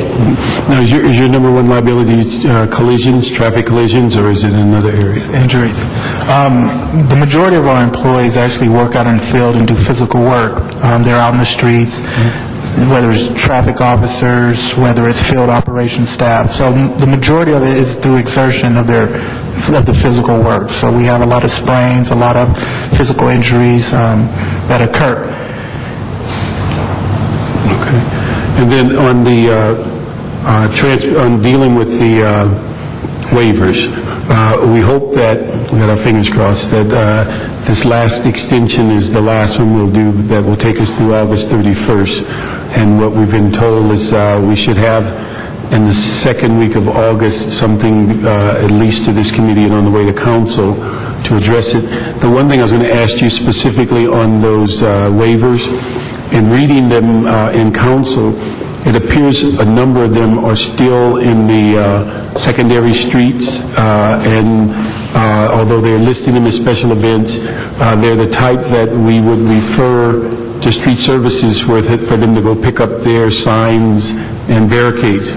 We've just recently unfroze the positions in street services to take up, so they're up and operational by the time this policy's in place. So if there's any ability for you to direct those that do not require LADOT personnel physically at the site and it's not on a primary street, we'd ask that you use that as a vehicle to keep those waivers down in your department, because we're sensitive to that. But we, after 7 years, we thought we had a policy, but it didn't quite get through on a couple of issues. So we hope that before August is over that we'll get that done. But we did try to take into consideration your department and street services to have that resource in those smaller functions that are not on primary streets. We believe operationally should be moving forward even without the policy. We'll definitely work with street services with Bill on those issues where we can, where we don't need us and we can use his staff to do that on regular time. We will. And, you know, our whole intent is to try to contain the costs as much as we can. And, of course, our staff works very hard to make sure we safely only have the number of people we really need to do the job. But on some of these larger venue waivers, you know, we don't get a chance to not send the people out we need to. But on the other hand, we're using the policy that you had set forth when you adopted the budget to go after payment of fees for certain things. And many of these may not take place till next year, but we're copying all the council members that are impacted by this so that you realize why we're trying to have a conciliatory discussion on those costs. We're not, trying to be hardball, but I think the fact is that if you want our services, whether it's the Dodgers and other venues we're very sensitive to, they have to pay for the cost of the service. And if they attach costs to their tickets or whatever to cover this is what we'll have to do. But I know it's going to become extremely sensitive with regard to the fact that we've not ever charged them before. Yeah, and I think we're trying to encourage people also to think more of getting on private property as opposed to using the streets and use sidewalks for their walk, because some of these walks that we have, the numbers are not near what people are estimating, yet we have the full gamut of resources out there. So we're trying to, but we hope by mid-August that we'll have something finalized on the policy. But again, Mr. Robertson will be able to tell us when that unit will be operational, because we just did an unfreeze on the positions. So we'll definitely work with them. And I really empathize with all of you, because I realize anytime you try to, we suffer with it all the time, anytime you have something out there, trying to take it back is very difficult. So it's not that we don't want to cooperate, but we're coming to a point where just, as my report says, is that if we can't meet payroll, I can't sign the demand, and that means nobody gets paid. And so that's the kind of thing that we're kind of faced with, and it's gotten to a very serious situation now. The storm's been coming, and these trains are on a collision course right now, and it's just a matter of saying there are no automatic braking systems once we pass a certain threshold. Let me ask, with the resource issues that you commented on, are those the primary reasons why revenue generation as far as citations and such, we probably expect that will be down this year? And then also, have we worked out all of the deals on the new rates? Because I know there was some issue about meters couldn't absorb the increased amount of quarters. Have all those kind of revenue issues been resolved? Let Amir speak to that. We've worked on it. Thank you, Council Member. As far as the citation revenue, we did lose some positions, traffic officer positions, through the new budget, and I know we were asking for at least the attrition to be able to backfill, and I'm not sure if that was it's somewhere in the process, but we have lost those positions, and the department is continuously working right now on doing different things, and we're working with the JLMC on a possible ancillary duties and bringing those back into enforcement, as well as reducing our AM shift and bringing those people that work between midnight to 6 a.m., bring those half of those people on in the mornings, again, to enhance the operations side. We are seeing less violations generally. I think that there has been an increase in the disabled placards that we see in the cars out there, and our department is beginning a little small task force that we're working on, and we can report back to the Transportation Committee onto that. So there are many challenges within that, but as Ms. Robinson mentioned, with the coalition right now, we're not, we do have some officers that may be up toward the early retirement. We're not sure how many of them will take that particular deal. So that will continue to be a challenge, but we do have some ideas and working and trying to increase the productivity in that area. The meter rates have been set, and what's going right now and what a lot of the council offices have received are the additional letters for us to actually go ahead and change the signs that match the hours. As part of the last year's budget, the hours where the meters run till was extended, some areas till 8 p.m., some other areas till 10 p.m., and even Sunday hours. So what the department is doing right now is finally catching up and doing the signage that matches those hours. So we're about 45 to 50% done. So as we finish that I think you will see a little bit more uptick in the meter revenue, but the challenges with the meters, Councilmember, is that we do still have a lot of those single-space meters throughout the city. We haven't done the request for proposal to change out the rest of them, so a lot of those do still only take coins. They don't take the credit card, they don't take the cell phone payments, and unfortunately there are many challenges with meters being filled up and us not getting the staffing necessary to count the money fast enough, to put it in the bank fast enough, and get enough people out there to fix it. So this is Is that an outside vendor that does the collections? That is correct. Okay.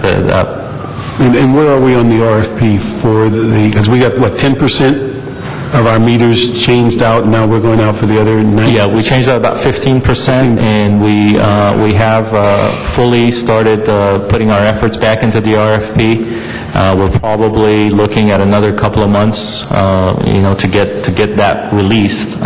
So we're putting a lot of effort into that process, and I understand the council is also looking at the study to come back as far as what the P3 is going to offer you. So we are moving forward with getting the RFP completed and be able to be released soon. That is a major priority. I think T-Committee's worked on that for the last couple, 3 years, so if that hits a slide, let us know, because that's something that we believe is, from at least talking to many of the council members, their sense is that the meter issue of putting the higher rates was well overdue, but we're also well overdue for the technology to hit the street and to where we can take the benefit of that new technology and revenue. Just one question. The numbers you gave us here, to clarify, maybe I missed it, but the numbers we have in this report from you, that is without waivers, right? There's no waivers, that's assuming no waivers, these dollar amounts. In terms of our salary shortfall? Yeah. Well, this would be, even if, we just run out of money faster with waivers, is what it comes down to. This assumes zero waivers, the dollar amounts. You're referring to the special event waivers? When you say waivers, okay, that would go into the overtime account, this is the direct salaries account. So that's a different account. So that would create a shortfall in your overtime account then later on. Okay. That's what I want to clarify. And then, and Rita, I hope that you do what you told me you were going to do a month or so ago, and that is you're going to start telling people you don't have people to give them for on these waivers, that you were going to start telling people, I'm sorry, you don't get them because we don't got them. I think one of the questions I posed when I had an interview with the new city attorney's office is, what liability does the city fall into, either from the department or the city side, if the council creates a waiver and says waives the fees and show up, and we don't show up? So that's a question that definitely has to be answered, because I'm not going to put the staff or any of us in any more liability than we need to be. So that's the reason why I'm very concerned about these trains colliding in the process of no money and I wish the head of our DOT would quit using the train and crashing analogy. That's very uncomfortable. Well, I think that the reason why I use it is because it's so realistic, and it has happened, and that's what we want to try to prevent. And then that way it really sticks in your mind. Okay. Have you had an indication from the city attorney when they're going to answer that question? I posed it just in an interview with them, so I think they want to look at it and see exactly, this was in the first week of his employment with his staff person, so I've also asked our city attorney liaison to look into what happens there and to be able to have that question answered. I know the newly appointed head of the committee, I met with Mr. Rosendahl on Friday. He also is concerned about an answer to that question. Because I think it's going to become I think the Michael Jackson event created a lot of this discussion to kind of come forth, though how we deal with these things as a policy as a city. Right, and good things can come out of that, I think. I think it will. I hope will the CLA follow up on that a little bit too, because put a little pressure on over there. I think we need that answer, because we're trying to get an answer to the waiver issue. And some of our colleagues around here just are willing to let it play out longer and longer and longer, because then they can keep getting waivers. But we got to call a timeout. It's either going to be money or liability, and they both add up to money we don't have. We don't have, exactly right. All right, thank you. Rita, so I'm clear, the figure you gave of the $6 million, is that the overall budget? Is that just salary as it relates to the deficit, or? That's general fund salaries. General fund, what is the overall, do you have a sense of the overall with overtime and anything else? With overtime, if the special events continues at the burn rate it's going, we'll be out of overtime money probably around October on the general fund side. So, depending on when council adopts the new ordinance. So what would you give the general figure as your overall deficit as you knew it today? If there's no overtime, the overall. If there's no reimbursement for the overtime, that's $4 million on the overtime alone. So if you add 4 to the 6, you're talking $10 million between salaries general and salaries overtime. Okay, thank you very much. Thank you very much. The next department is Building and Safety. Building and Safety is one of the major liability departments.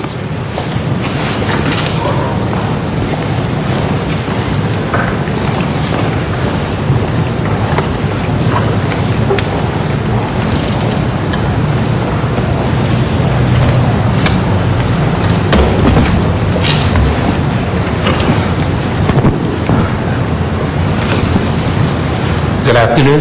Ray Chan, Building and Safety. I just want you to know you won hands down on the weight of your report. Thank you. The Department of Building and Safety has 916 employees, filled positions, and we guess that 240 of them are eligible for the early retirement incentive program.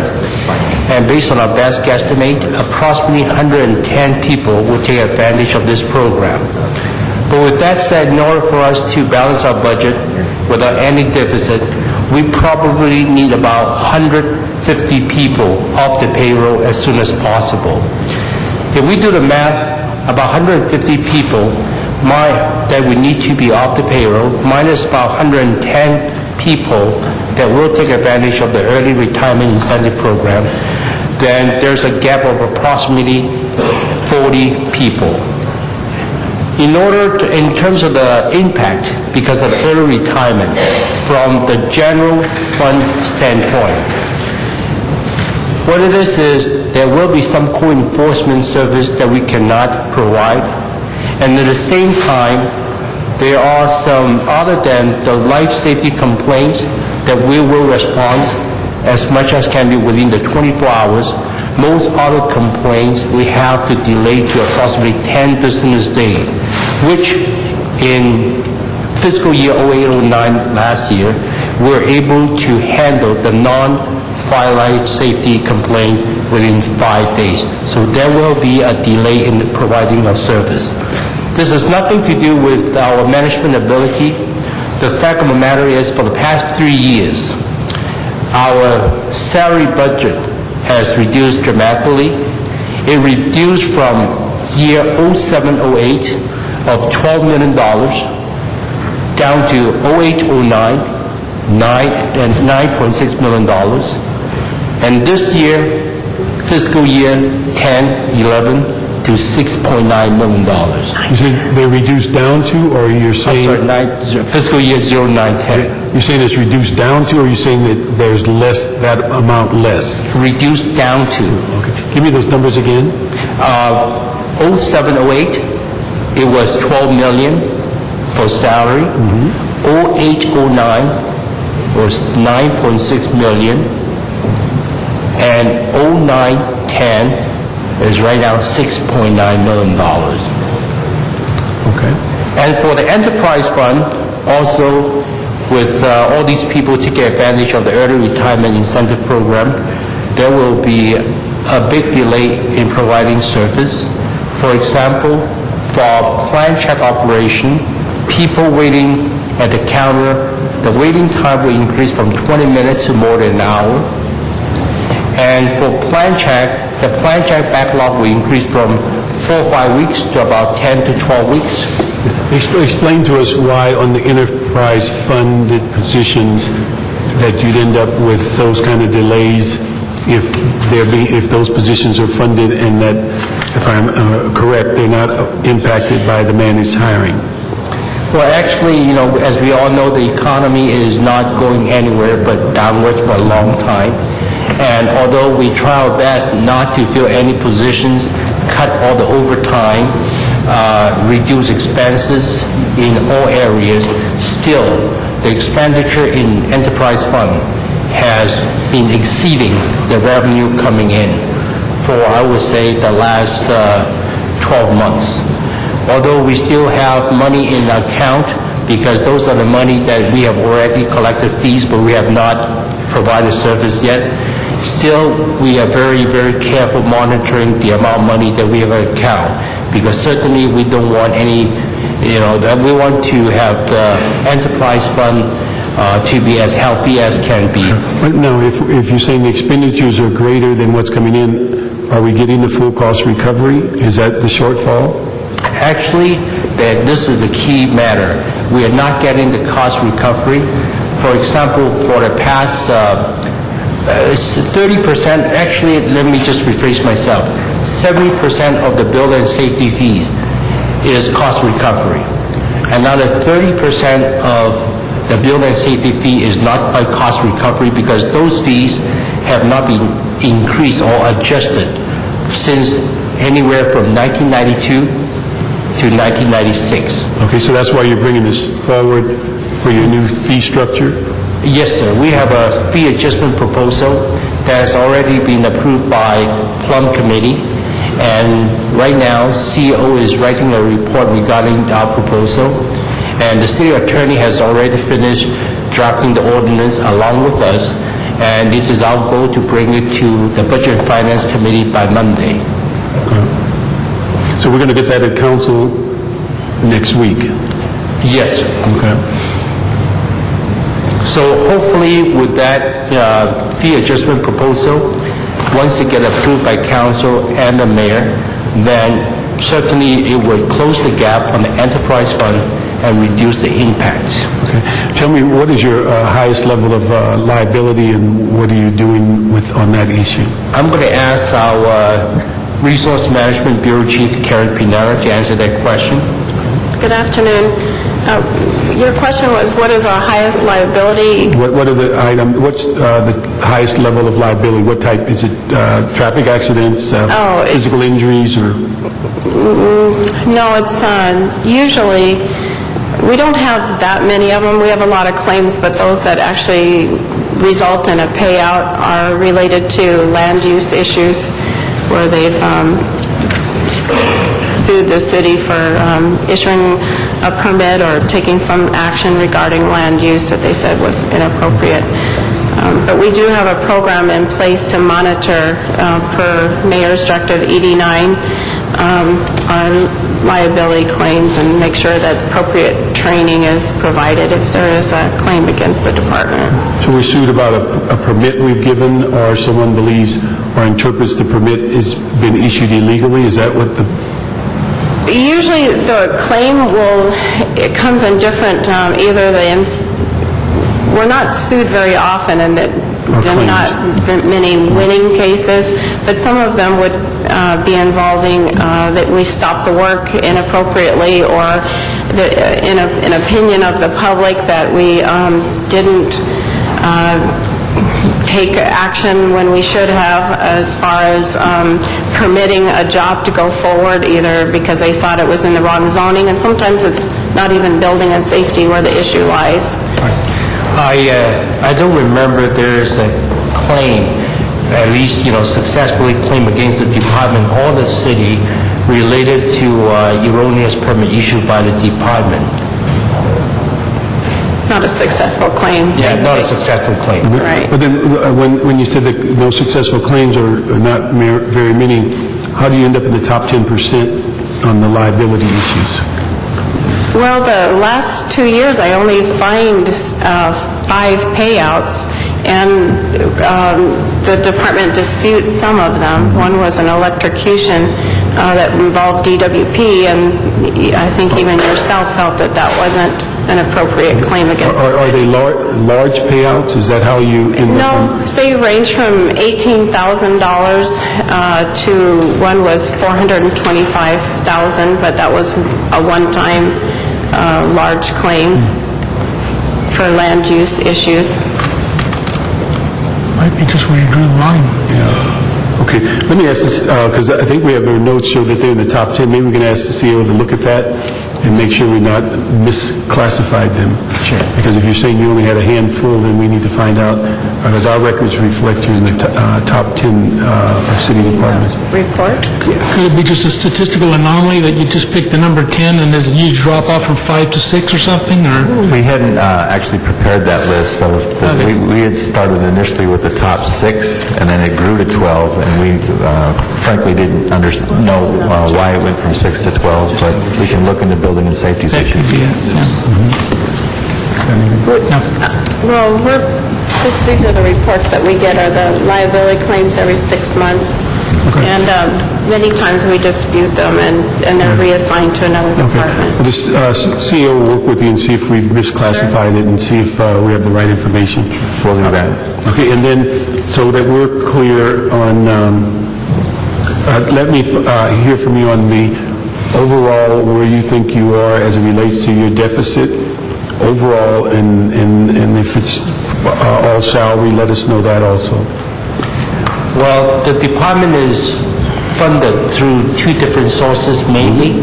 One is the enterprise fund and one is the general fund. For the enterprise fund, as I just mentioned, 30% of our fees are really not cost recovery, and that's why we put together the fee adjustment proposal, and hopefully it will be approved very soon. If we get that approved, then we should have that deficit. Right now, we have approximately, based on our guesstimation, we have a total of approximately $5 to $10 million deficit without the fee adjustment proposal. With the fee adjustment proposal, hopefully, we could close this deficit. As for the general fund, we are approximately a little bit more than $1 million in deficit. So general fund, you're about $1 million, and on the enterprise fund, you're in between 5 and 10 without the new fees. Yes. Okay. 10 plus.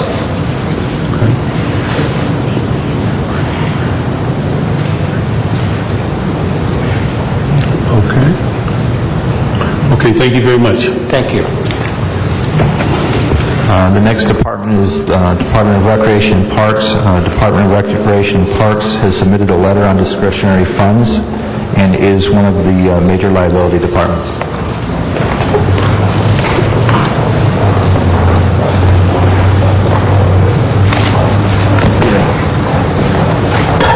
Good afternoon, John McCready, General Manager, Recreation Parks. With me is Regina Adams, my Chief of Staff, and Faith Monk, my Chief Financial Officer. The Department of Recreation and Parks submitted a letter. The letter states that if all planets align and every jigsaw piece of the puzzle is in the box and we can put it together the very first time, we'll be $8.9 million short at the end of this fiscal year. The reason for our huge deficit is this was the first year we were fully burdened as a department for things such as utilities, which accounted for well over $19 million, $11 million in shared sacrifice. And then there were a few other odds and ends that completed the puzzle to about $32 million, $33 million. Unfortunately, I would like to say I'm a captain of the ship and I have full control. Although today we just found out as part of the state's budget balancing exercise, we may be another $600,000 in the hole for some of our licensed child care latchkey programs. So our deficit, it continues to degrade. I listened to Rita Robinson explain that currently, and I agree with her wholeheartedly, no general manager has any tool to reduce this. We are looking at ERIPS as probably a very good solution. We are furloughing EIA employees. We have a number of other employees that will continue to attract through other reasons, but it will not even come close to the deficit we began the fiscal year of about $32 million. So that's where we are currently today in our budget. I believe we have some information on the additional $1.5 million in discretionary monies that were given to us. I will comment on risk and liability. We begin every single day. Every day we open our doors, there's risk to some level of liability. Most of our liability comes from injuries to persons. We have very few negligent suits or claims. We do receive some thin layer of protection from the state ordinances, and I wish the city attorney were here, because we are an activity-based organization. As long as our facilities are maintained, proper signage, proper number of personnel to people that we supervise, we're well within a reasonable assumption that we're doing our job well. We do get claims. We do get trip and fall claims periodically, and I don't believe we've had a major claim since I've been general manager during our time. But obviously, we've seen a spike in our people coming to our parks. Actually began about 2.5 years ago, and you can correlate it to the price of, initially was fuel. When fuel went to $4.50 a gallon, we saw a drastic spike upwards in people. This past year, with a downturn in our economy, many people who sent their kids to private daycares and programs now are using our programs as the first resort, not the last resort. We are still working with 501c3s. They're feeling the pinch of it, and we are trying to keep our equity programs, meaning we cannot ever hope to do full cost recovery for our programs across the city. That's a pipe dream. We just can't do it.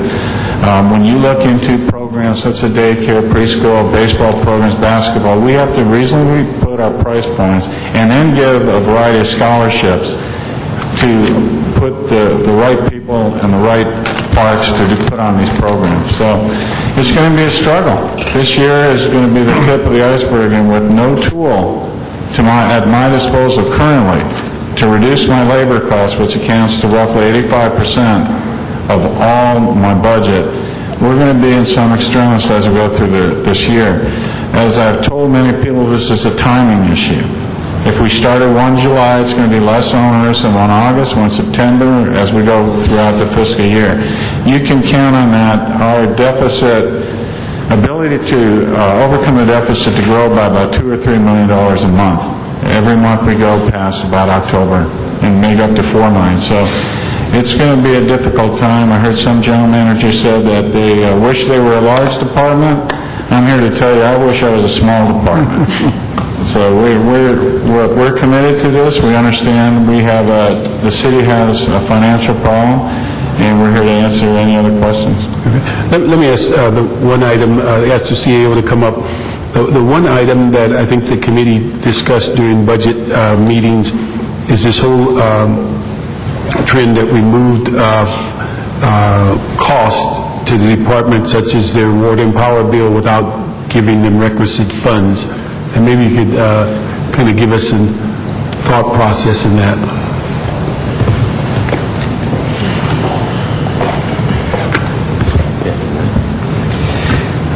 As you know, or you may recall, the charter requires a certain appropriation to be made to both the library and rec and parks. It's based on the assessed value of property tax. Over the last several years, our property tax has been growing upwards of 7, 8, even 10, 11% over the last several years, which has increased the city's obligation to fund the department. At the same time, we've been constrained across the board in managing services and our funds to various departments.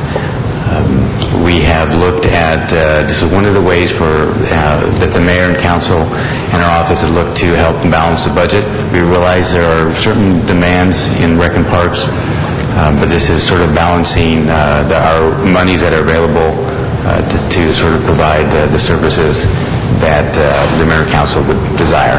Okay. Let me ask, on the, for this year, I think, is this the first year that Rec and Park has basically been funded without general fund?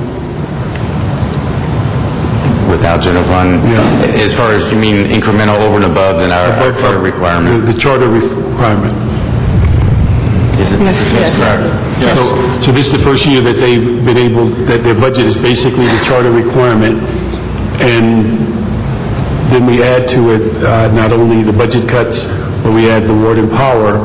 And so it basically puts them in a position that if we have any departments in the city that appear that they should be functioning outside of the general fund, this is one of them, that if we gave them their charter funding and didn't impair them in the sense of managed hiring and a few other things, we can then just hold them accountable for spending those funds. But I'm concerned that when we take all the general fund money out of their budget and then charge them for water and power, which they've not been used to paying, it almost appears, I'm not going to call it this, but it almost appears that we're reaching into their budget, removing funds that by charter they should be getting, and replenishing the general fund for costs that basically we've not charged them in the past. This is not the first year. I do recall that we did charge them last year, though we do feel that what they are being charged for are certainly our costs that can be attributed to their programs. Certainly water, electricity is a big cost. And how much they would disagree, they would like... If I might comment, Regina Adams, Executive Officer, about 2 years ago it started off with us being charged a portion of our utility costs. First it started off with us having to pay $1.25 million, and then last year it jumped to about $4.4 million, and now this current fiscal year it's about $22 million. So as our General Manager has stated, it's a big impact for our department.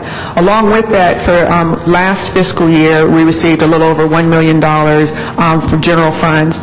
Now, this current year, we have no general funds in the budget. Now, with that, the city attorney has opined that we're only supposed to be using our funding in the budget for the current fiscal year for recreational purposes. With that, one of the things that we put in our report on our operational plan was that we stated that the city attorney has opined with that comment that we are no longer funded to do the public building landscaping that we've been doing, which means it affects the police stations, the libraries, and various other facilities that we provide landscape maintenance facilities. At this point, we're still providing that service, but we are told that we are no longer funded to do that. And so one of the things that we're going to look at is very soon is we're going to have to start cutting back. We have started telling departments individually, not all the departments, but some of them we had already told them that starting this fiscal year that we would no longer be able to provide that service, which is going to be also an impact to those departments. Let me just ask, with that, say, $22 million hit on water and power, you're still saying that you roughly would end up right under $9 million in the deficit, so you've made up a good portion of that? Our analysis contemplates roughly 233 positions being cut no later than October 31st, in addition to the 180 we currently keep vacant, plus the roughly 2,000 part-time employees that we have not backfilled when they've left. So we've seen a tremendous decrease already in actual people on board. The other issue that was part of the negotiation with the coalition was the COLAs will not be implemented this year. That saved us a few $1 million going forward.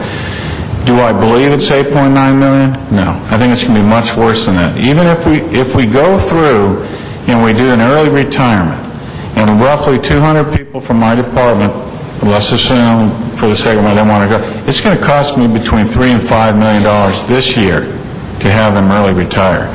So I think this 8.9 million could grow as we go further into this fiscal year. So when you say that if people retire, it costs you more, is because you got to pay their overtime and their sick time?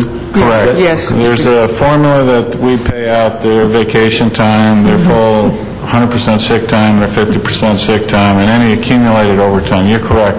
And to be honest with you, it could range to $80,000, $90,000 per employee. And also, too, one of the things, when we prepared our memo to this committee on Friday, that was before we found out today that we're going to lose about $600,000 for our latchkey program, and that's going to affect about 1,600 youth. So that's something that right now our staff is meeting about to see how we're going to address that. Is that what, because of the state budget? Yes. Because of the state budget? Right. Okay. All right. So that 8.9 has already increased. And also, just wanted to add, item number 4 on this agenda talked about the $1.5 million that Recreation and Parks received from discretionary funding, for discretionary purposes. With that, we had stated that we had placed those funds into our salaries as needed for our part-time staff, as well as $500,000 into our overtime account. And that was basically to try to help us continue the programming we had through the summer. After the summer, we're going to have to drastically look at how we're going to reorganize this department, and also, too, how our programming and services will decline. They will decrease because we won't be able to continue everything as is. As Mr. McCree has mentioned, for our department right now, we had calculated that by the end of October, if we had over 200 employees off our payroll, how we thought we were going to be able to handle things, but it's going to continue to grow at each month of this fiscal year. Have you already implemented what you spoke mid-last year about cluster program? Is that in place, or is that contemplated as you move through the fiscal year? We have it in place in certain areas. We are going to have to increase that, along with our partnerships with 501c3s. If we're going to put on any level of service, clustering is one of the solutions to that problem. So if we have it correct, your 8.9 could actually, as you say, grow to somewhere between just under 15. We're going to work towards an 8.9, but I just can't see it happening with the uncertainties and other budgets that are affecting us, primarily the state. As Regina Adams just told us, we have a $600,000 today, a deficit caused by a latchkey program. Okay. Are you going to be impacted with the stimulus at all? We have applied for stimulus monies, primarily in our maintenance of our parks as it pertains to smart irrigation, a program I believe you taught me about 5 years ago. We're just implementing that. And we should be getting another $2 million in stimulus monies, and that will equate to about 70 youth hiring, and we should be able to do a large park at this time, such as Lincoln Park. Also, I just wanted to add that when we did the projection before, that was also, too, in a perfect world, that we hit all our revenue targets. So that will also affect how the number grows each month. Okay. All right. Thank you very much. Okay. The next department would be the CAO. CAO. Now we'll see where the money is. Well, unfortunately, you're not going to find it here. And hopefully you've received our letter to the committee. But we are ourselves looking at a little over $1 million problem in our department. Our new CAO will have the challenges of coming in with certainly this $1 million+ deficit. As you know, roughly 75 out of the 125 positions are either non-reps or with FIPA, our Finance and Policy Professional Association, which at this point do not have any COLAs on the table for this year, and essentially have nothing to give up. We are looking at all of our accounts, our contractual services. We're going to be looking at trying to maximize all of our special fund reimbursement where we can. But we are going to have a large hole that we're going to have to manage, and depending on where the EERC goes with non-reps, will certainly determine what happens to us. More than just non-reps, though, certainly what happens on there, certainly what happens on the whole ERIP proposal, because the actuarial didn't come back exactly encouraging.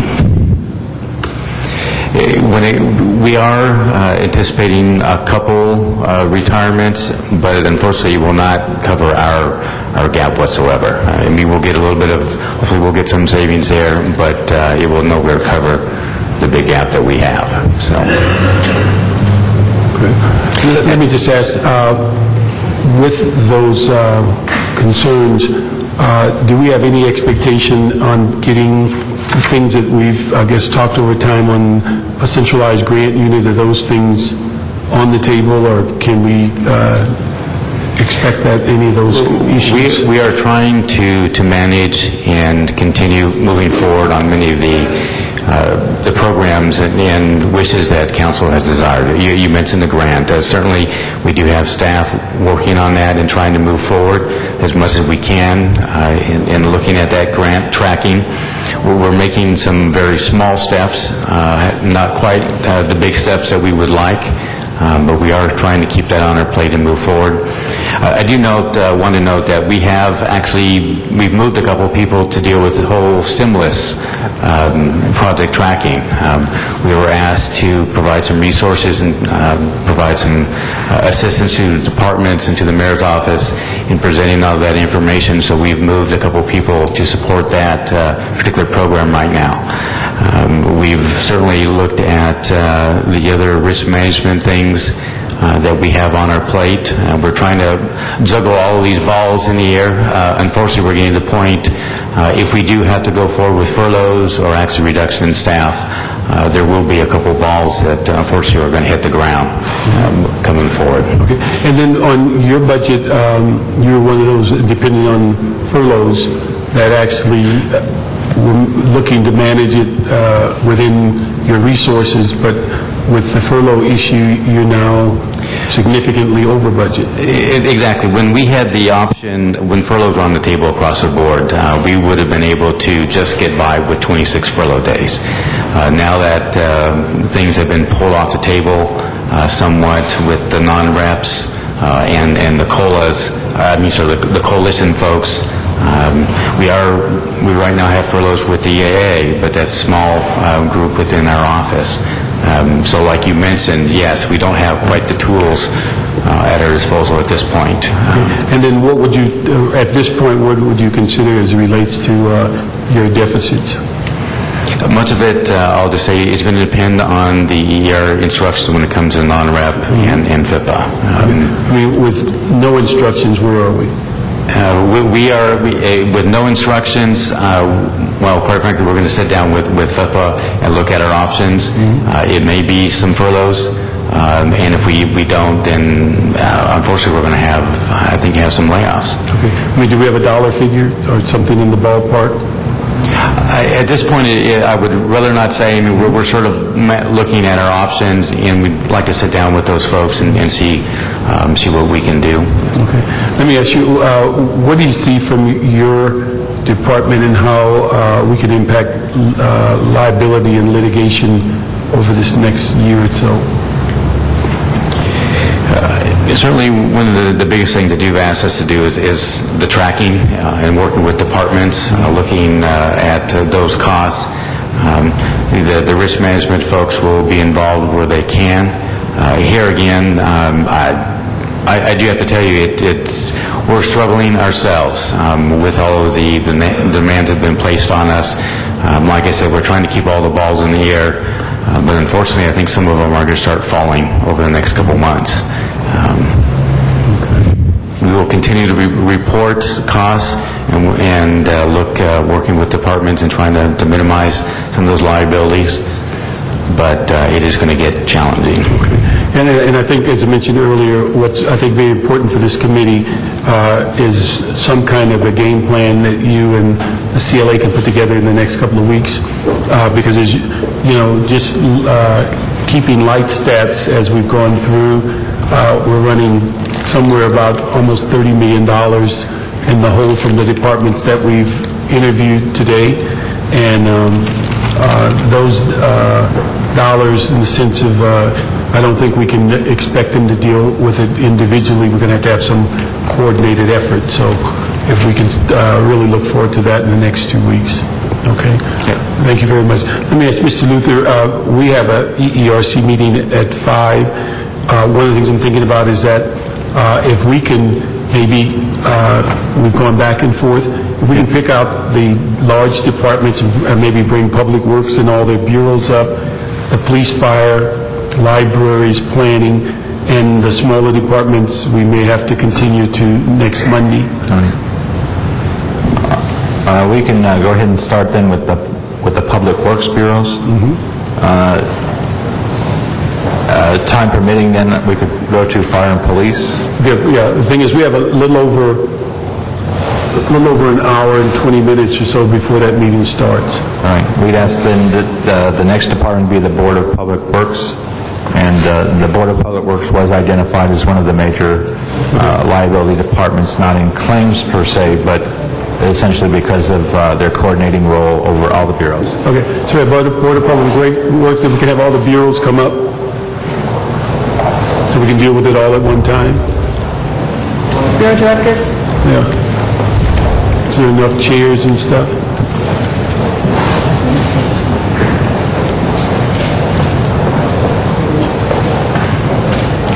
Good afternoon, Cynthia Ruiz, President of the Board of Public Works for the City of Los Angeles. And let me start off with the board office. First of all, as you can imagine right now, for us, everything seems to be in flux pending the early retirements. However, just on the board office budget, we have made certain assumptions, and based on those certain assumptions, for example, we have 4 people now that have said that they do want to retire. We have another 15 people that are eligible for retirement, so we have made an assumption that we're going to move forward on next year's budget with those retirements in place.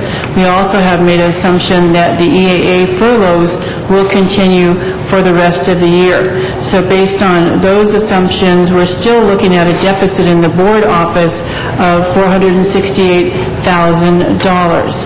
Now, in terms of how we fill that gap, the funding gap, we have very limited choices. One of the choices are to take the Office of Community Beautification Grant Program. That program's funded at $520,000 per year. So if we do not take money from the Community Beautification Grant Program, and I know that the council has made it very clear when we approved the regular budget that they did not want to touch that money, and I personally don't want to touch that money either because the grant program is very important to the community. However, if we don't tap into that money to fill the board deficit, then we are looking at laying off 16 people from the board office.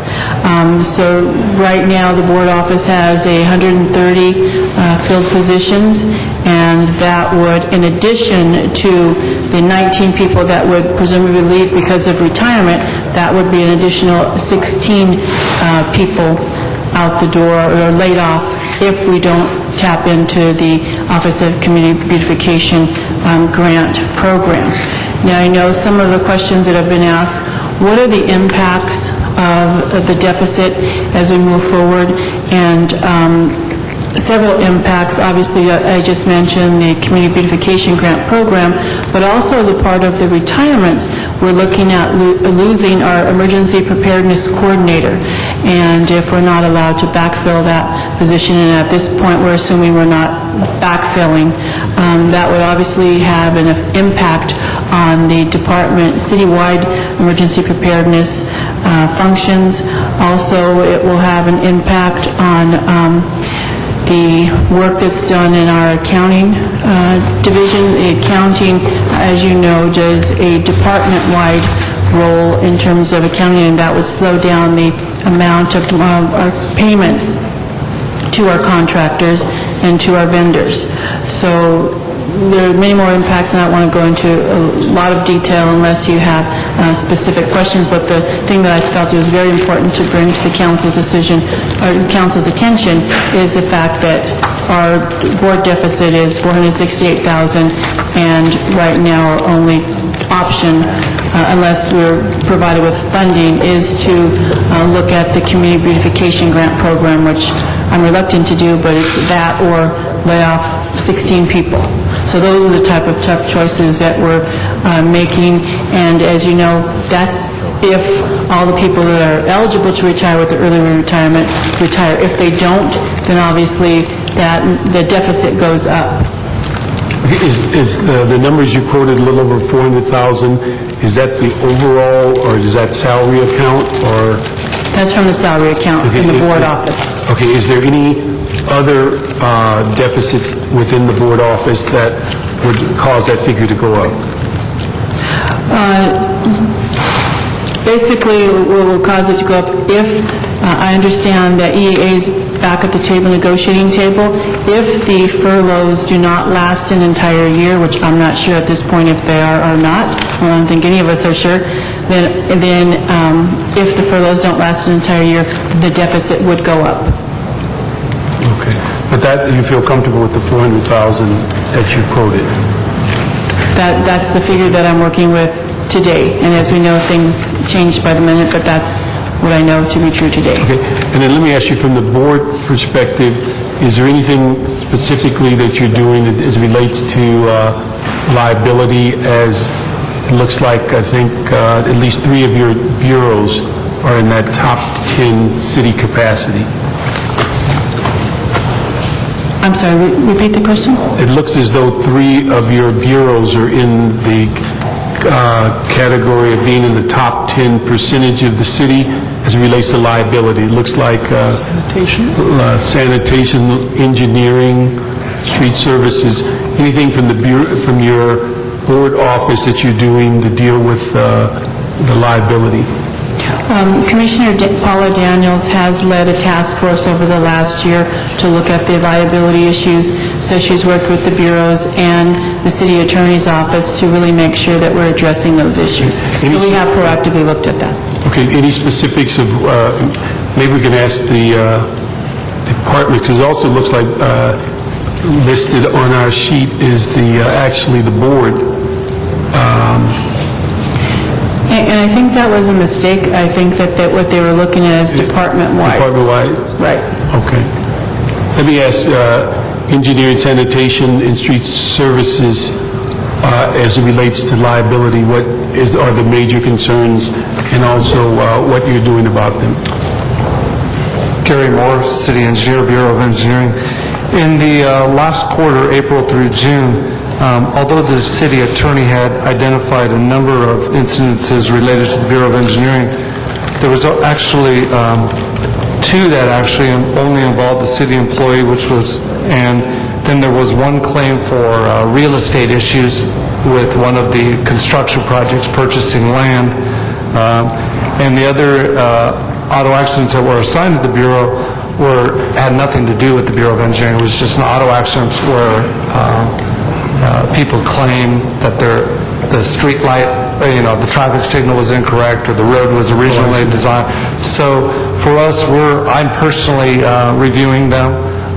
We continue to look for any trends. We haven't seen any for us, so we have very few claims actually, but it makes us appear on the list. Okay. Sanitation?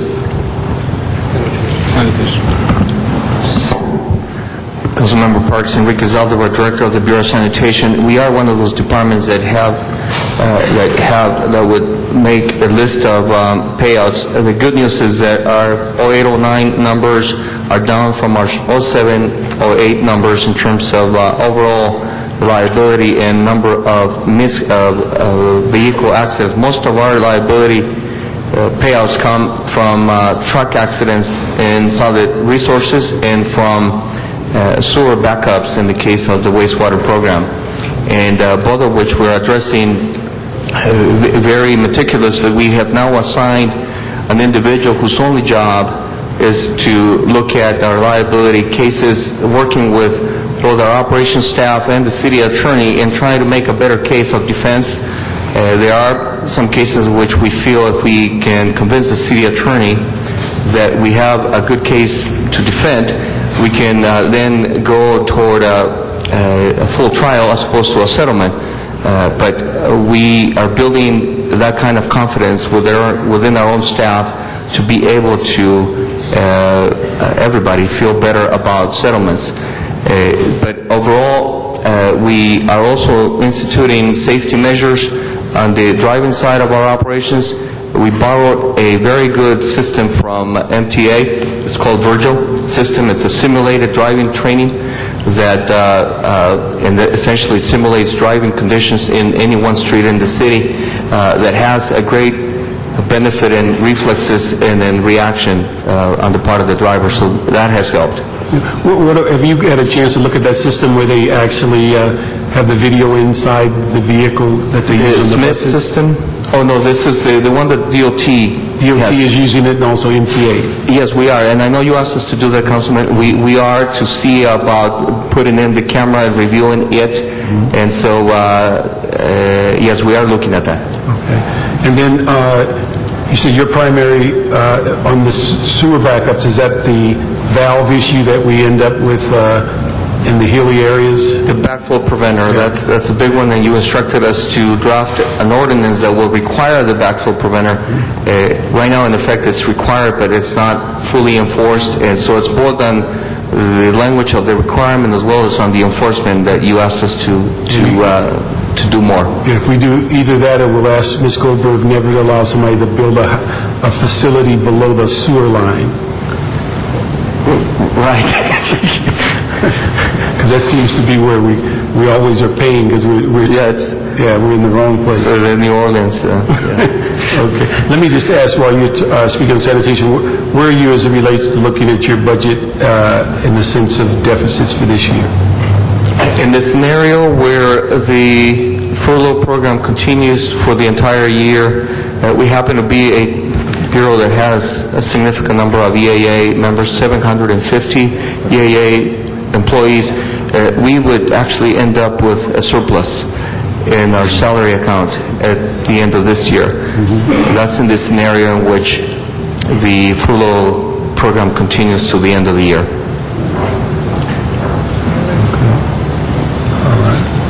And that's overall salary in all accounts? Salary account. I do not anticipate a problem in any other account, save for overtime, depending on the staffing levels that everyone's been addressing with regards to how many people retire under ERIP, what our backfill rate will be, and how quickly we can backfill positions. So that's an unknown for us right now. Okay. On street services, on your liability? Yes, good afternoon, council members. Nazario Salcedo, Assistant Director, Bureau of Street Services. As we know historically, the biggest point of liability for the Bureau of Street Services and for the city's public works infrastructure is sidewalks. Typically, we end up paying or settling for approximately between $3 and $5 million, followed very closely by tree-related liability. Lastly, of course, we have street-related liability, potholes, low spots, lack of resurfacing, et cetera, et cetera. Internally, we are working on developing training at all levels. We do have, similar to our sister Bureau of Sanitation, we have internally a significant number of accidents related to truck operation and equipment operation. Therefore, the Bureau of Street Services has implemented a very strict training program at all levels, from managers all the way to entry-level employees. We are consistently reviewing our employee illness and injury prevention program, and again, we are raising the awareness and working very closely with the Board of Public Works, with Commissioner Reese, to ensure that we minimize to the lowest level the impact of liability. Okay. And where do you stand on your deficits for this coming year? Yes, interestingly enough, the letter that we supplied to your honorable committee, well, it was basically based on the possible loss of gas tax, and as we know, luckily we did not lose the money. Therefore, right now we stand exactly where we were right after the budget was adopted. Basically, our services will go back to exactly what was approved during the budget sessions. Of course, we lost, as you know very well, the sidewalk programs. Our tree trimming cycle went from 9 years to 13 years. However, our pavement preservation program, we're going to be able to sustain it for the next 4 years at the level of 735 miles. That is, we will be working on 735 miles of streets every year. 400 miles of slurry, 235 miles of resurfacing, and 100 miles of track sealing. And our pothole operation will go back again to 250,000 potholes per year. Going to get at least one alley done? Right now, we're not funded to do any alleys this year, but we'll be more than happy to receive any allocation and use it for alleys. You know, the one thing I was going to ask you, and I think somebody from my office may have called you, there was a couple of items that came through the stimulus package where DWP was leading the issue on dealing with alleys, servicing green alleys, and they're doing a pilot, almost $1 million pilot in CD4. And we just would like, see if there's any way that some of that, I think it's $250 million throughout the U.S. on addressing those kinds of concerns. And so we just want to bring it to your attention and see if some of the other alleys, because I understand we've gotten most of our alleys done that can be paved, but now we're into those last 15 or 16 miles that have to be reconstructed. That's correct, Councilman. So I do listen when you guys come and tell me stuff like that. So Of course, we'll work closely with whatever if you power. could get Dennis in my office, she's got all the information, and see if there's some way that we can look at the alleys for some of that stimulus money, because they at least last week submitted about an 800,000 or 900,000, but again, it was by DWP as the lead. Perfect, yes. And Gary, I didn't ask you when you were talking on your deficit, you were talking about liability. The Bureau of Engineering, right now we have over 930 employees, and 90% of those are from the Engineers and Architects Association. And as such, because they are furloughed, we've determined that we have sufficient salary money to go through the end of the year because of the high number of EAA employees. Okay. And then, street services, same situation on deficit? Because of the gas tax money, you would not be showing a deficit this year? No, we're not showing a deficit. As a matter of fact, we anticipate, right now we're in a position where we have a surplus as well. As a result of all the vacancies that we have and the positions that we lost as part of the budget this year, right now we're sitting on a surplus that we would like to maintain in order to maintain the same level of staffing that we currently have. But right now, as of today, we have a surplus. Okay. The way to keep that surplus is encumber.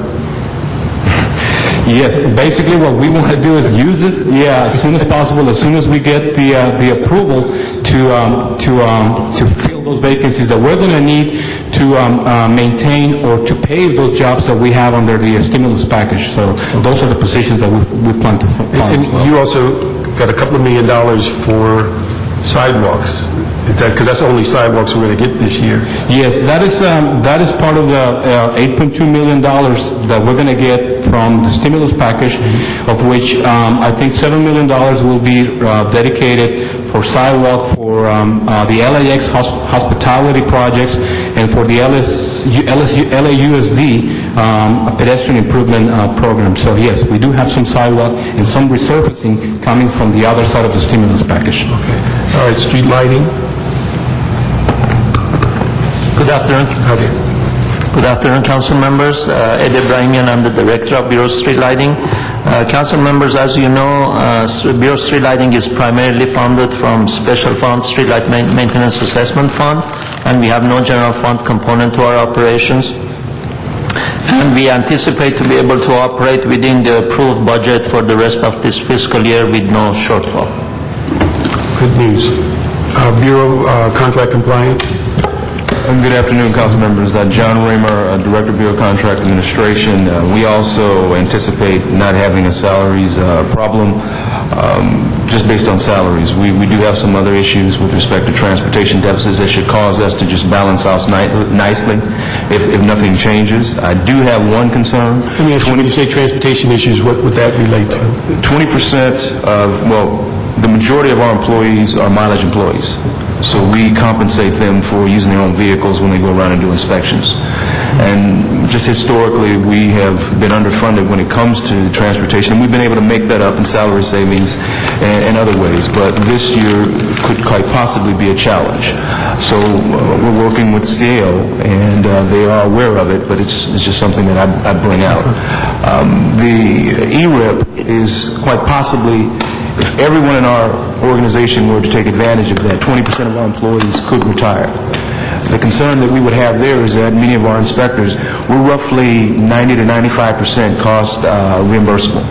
So that would be a loss of revenue to the city, which could potentially impact our ability to cover our costs as we have in the past. So it remains to be seen how that's going to play out. 73 of our employees, we don't have a real good feel as to who will and who won't, but it is a concern of ours. Recently, I think we had some additional positions, primarily, I think, addressing the proprietary departments. Have those all been filled? Not all of them have been filled, and we will be requesting to fill one or two of them. We're waiting to hear from the proprietaries how they're going to be impacted by the economic challenge. One good example would be CRA. We're not sure what impact that will have on their work program. So we're working with them on a regular basis, maintaining open lines of communication to see what, if anything, is going to happen there. If the cuts for CRA goes through, is there a possibility you could end up losing positions because they are either slowing down their workload or eliminating some of their work? No, because I've been, I'm real conservative when it comes to moving on, having positions made available to us that just recently happened. And this is a 3-year agreement that we have with them. Many of their projects were not going to start right away, so we weren't going to fill all of the positions immediately, so we would have room to be able to absorb and recover. Okay, thank you. Thank you very much. Mr. Parks, with your consent, the next 4 departments would be fire, police, planning, and library. That's great.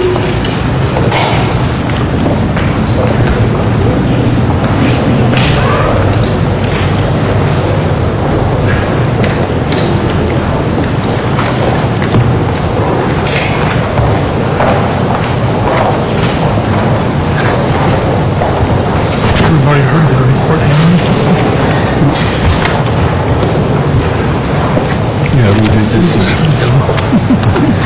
He looks very familiar. Good afternoon. I bet you the story's the same, isn't it? Good afternoon, Mr. Chair and Councilman Smith. If you would like, we could recap what we had talked about in public safety. That'd be good, because I think for the CAO, CLA, who may not have been present at public safety. We'll do that. In fiscal year 09-10, the fire department has been requested to make a 10% budget cut. In looking at the sworn element of that, it's going to amount to $52 million. Although, as we look at the cuts, the fire department, as well as everyone in this room, I'm sure, feels that it is not something we do want to occur, because they'll both affect both public safety as well as firefighter safety, but we also understand the reality of our responsibility in trying to close the budget shortfall. That is why the fire department has developed what we have titled the Modified Coverage Plan. The Modified Coverage Plan will systematically close companies, rotating those closures throughout the city. Why we selected this type of plan is because, one, the uncertainty of the amount of the fire department's fiscal budget shortfall, which may change depending upon whether state or other effects. Two, the ability to adapt, and that this plan allows us to staff up also when we may have a significant threat from brush fires or other type of disasters or emergencies. Third is that it is a plan that we can implement readily. Although we know there will be employee relations issues, it would probably be the plan with the fewest employee relations issues. The other reason is for firefighter safety and ensuring the welfare of our members, as well as overall city coverage. The immediate plan that we have in the process right now is to initially start with a $39 million plan, which is the Modified Coverage Plan. With that, there will be the closure of 15 fire companies each day, 9 rescue ambulances each day, 3 EMS battalion offices, which are also part of this, but actually stem from our regular budget, and those 9 positions were not funded in this fiscal year. And then 1 battalion command team. In effect, that will be a reduction in 87 fewer firefighters per day, and our daily firefighter strength is 1,104, and this will reduce it to 1,017 on duty per day. The additional measures we are taking is we will be closing 2 of our 3 recruit training classes. We still anticipate that during fiscal year 9-10, we will also have an attrition rate of approximately 120 based upon historical averages, and that will continue into the fiscal year 10-11. And so for that, we do not want to fall too far behind in maintaining some address to the attrition issue, and that's why we chose to maintain 1 recruit training class during this fiscal year. As far as the additional amount, the difference basically between the $39 million that the modified reduction plan will address and our overall $52 million is a $13 million difference. If we have to do that, basically we're looking at that would be a catastrophic effect upon the fire department. It would require the complete closure of 8 additional fire resources, again, which will have a devastating effect upon our service delivery. The impact from the modified closure plan is that response times will increase, that there will be increased workload on the remaining resources, that there will be a decrease in the number of companies that we can pre-deploy, especially during these upcoming brush fire seasons, that we pre-position in strategic locations to more readily respond to potential threats of brush fires. Also, a decreased number of companies that will be able to assist other agencies, which are mutual aid strike teams. Presently, we are able to send out up to 5 strike teams, which is 25 engine companies. With the modified closure plan, we will probably have to temporarily reduce that down to 2, and then evaluate that to determine if we are able to furnish any more. One thing fortunate for us is that within the County of Los Angeles, amongst the county fire department as well as other city agencies of other cities, we have not heard of any planned reductions such as that we're experiencing here. So we will be within the Southern California area and the city or the County of Los Angeles resources available. Also, there will be a decrease in our ability to perform mandatory company training, and that is where on a daily basis companies are taken from their fire stations and either coming to a central or a decentralized training facility to get training in both operations, human relations, leadership, and other vital types of training. As we go through this process, we'll be continuously monitoring the impact of the modified company closure plan and keeping both policymakers as well as all affected informed of what the impacts of the modified closure plan are. Just as a issue of how did we arrive at this, the principles that guided us ultimately to this plan is that we did not want any fire station closed. We also wanted to ensure that our firefighters were able to operate in a safe and effective manner, that we wanted to minimize the effects upon our fire and EMS service. We wanted to maintain at least 1 fire resource at every fire station throughout the city. We wanted to maintain at least 1 paramedic resource in every fire station district, as well as keep our 89 paramedic ambulances all operational. With this, our planned implementation of the resource reduction plan, or modified reduction plan, is August 6th. Today is the 27th. We are actually implementing the hiring and staffing requirements necessary so that come August 6th, the plan will go into effect. So we're actually doing the logistics work beginning today. Let me ask you, on your plan, are you going forward on the $39 million or the $52 million as of August 6th? We will be moving forward on the $39 million.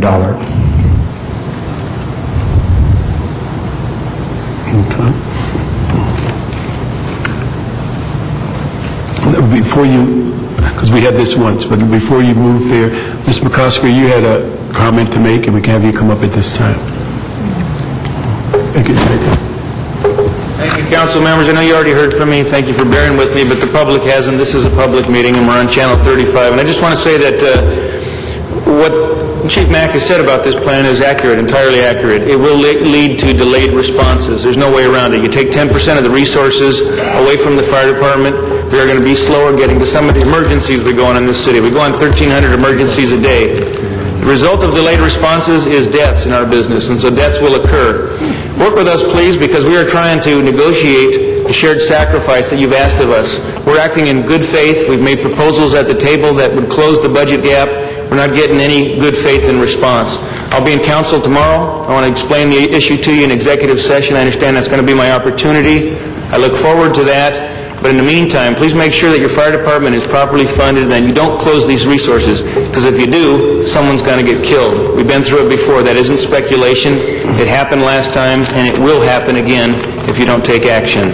Thank you. Thank you. Let me ask, on the other issue of the $39 million, does that cover all aspects of your budget? Is that salary, overtime, or is it everything? The $39 million will cover just a portion of the total sworn. Now, in addition to the $52 million, which first was discussed, and that's for sworn, we also have an additional $4 million, which is being covered by our civilian staff through furloughs and other types of civilian measures. So the fire department's total amount that it had to arrive at was $56 million. Okay. And $4 million of which is civilian. Okay. Would we then have expectation on August 6th, the civilian plan and the $39 million plan goes into effect as of that date? It would be based upon the civilian labor negotiations, right? But the sworn would go into effect, August 6th. Yes, sworn would go into effect, and as other departments have reported, some elements of the civilian budget measures have gone into effect as they have within the fire department. Very good, okay. And you have what, how many civilians? We have just over 400. 400. Okay. Any questions? Okay, thank you very much. Thank you. The next department is the police department.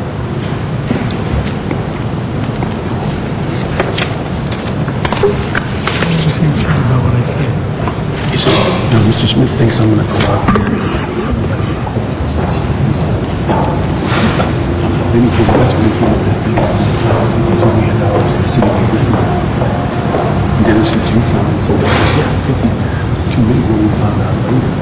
You know, 50 million, I think, you know, talking about 97 million they will give you. Good afternoon. Good afternoon. Laura Filatov, LAPD. We started our budget deficit at $152 million. That's $134 million out of our sworn salary account and $18 million out of our civilian salary account. Through the EAA shared sacrifice of the 26 furlough days, that reduces that deficit by $6 million. So we're looking at a total of $146. We've looked at a number of different options that are available to us to close those gaps on the civilian side. If in the event that the city's problems get worse and they have to go back and renegotiate with the coalition, then if we took 20 furlough days for the rest of the civilians, we would be able to close our budget gap on the civilian side. We know right now on the sworn side that they're still in negotiations, and it's difficult at this point to really come up with a plan on how we're going to address a situation, because we're not, that, you know, we're in limbo as far as that's concerned. Can tell you that we're going to have a number of big things happening this year with the move of into the new jail and also into the new PAB. We expect that there's going to be some unanticipated things occurring during the course of that move, and our expense accounts, which only represent 4% of our total budget anyway, are going to be have to be tapped into to address any unanticipated problems that may come up as a result of that move.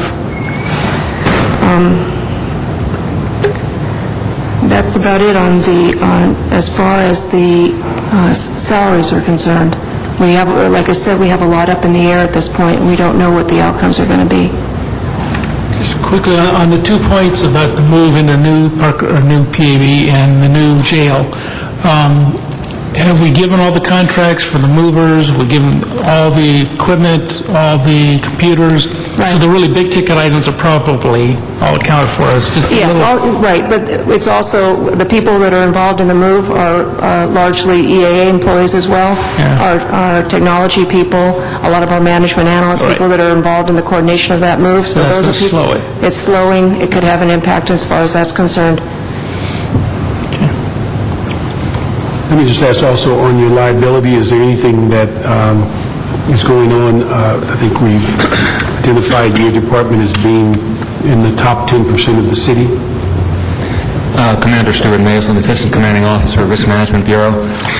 Clearly, we're probably not only the top 10, we're probably number one. We recognize that, and as a result, we probably have the largest risk management effort of any city department. We have about 50 detectives that work hand in hand with city attorneys to defend our lawsuits, and we have about 15 other employees that we're seeking to identify, either problem employees or actually we're doing organization assessments through our Teams 2 system to start looking at entities that have some numbers that are out of whack possibly, and to seek to look at preventing future Rampart type incidents.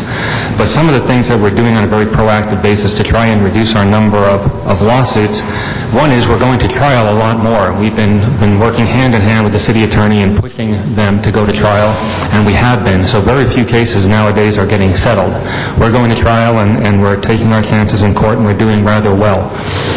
Traffic litigation, we've just started paying a lot closer attention to traffic litigation just the past couple of years, and we're looking at paying even closer attention to that. I think I've mentioned before in other meetings I've established a traffic litigation unit to work hand in hand with the city attorneys on some of our traffic collisions. One thing that we're doing on the department is looking at possibly transferring our fleet safety coordinator position from the entity where it's at now into our actually newly created, an old name out of the past, Legal Affairs Division, what used to be our Risk Management Group. And we're looking at moving it there so we can do a lot more in the way of trend analysis. Although, anyway, we're looking to look at our traffics, our preventables, our non-preventables, compare that information to our traffic lawsuit information, and hopefully come out with something that we can use to reduce the number of collisions on the department. We're paying a lot closer attention to our employees' conduct during the course of, if they're employment lawsuits that they're prosecuting or tort litigation, we're seeking to identify misconduct, and then we're taking appropriate action. We've actually initiated several complaints over the past more than several actually, over the past several years by paying very close attention to what our employees are doing.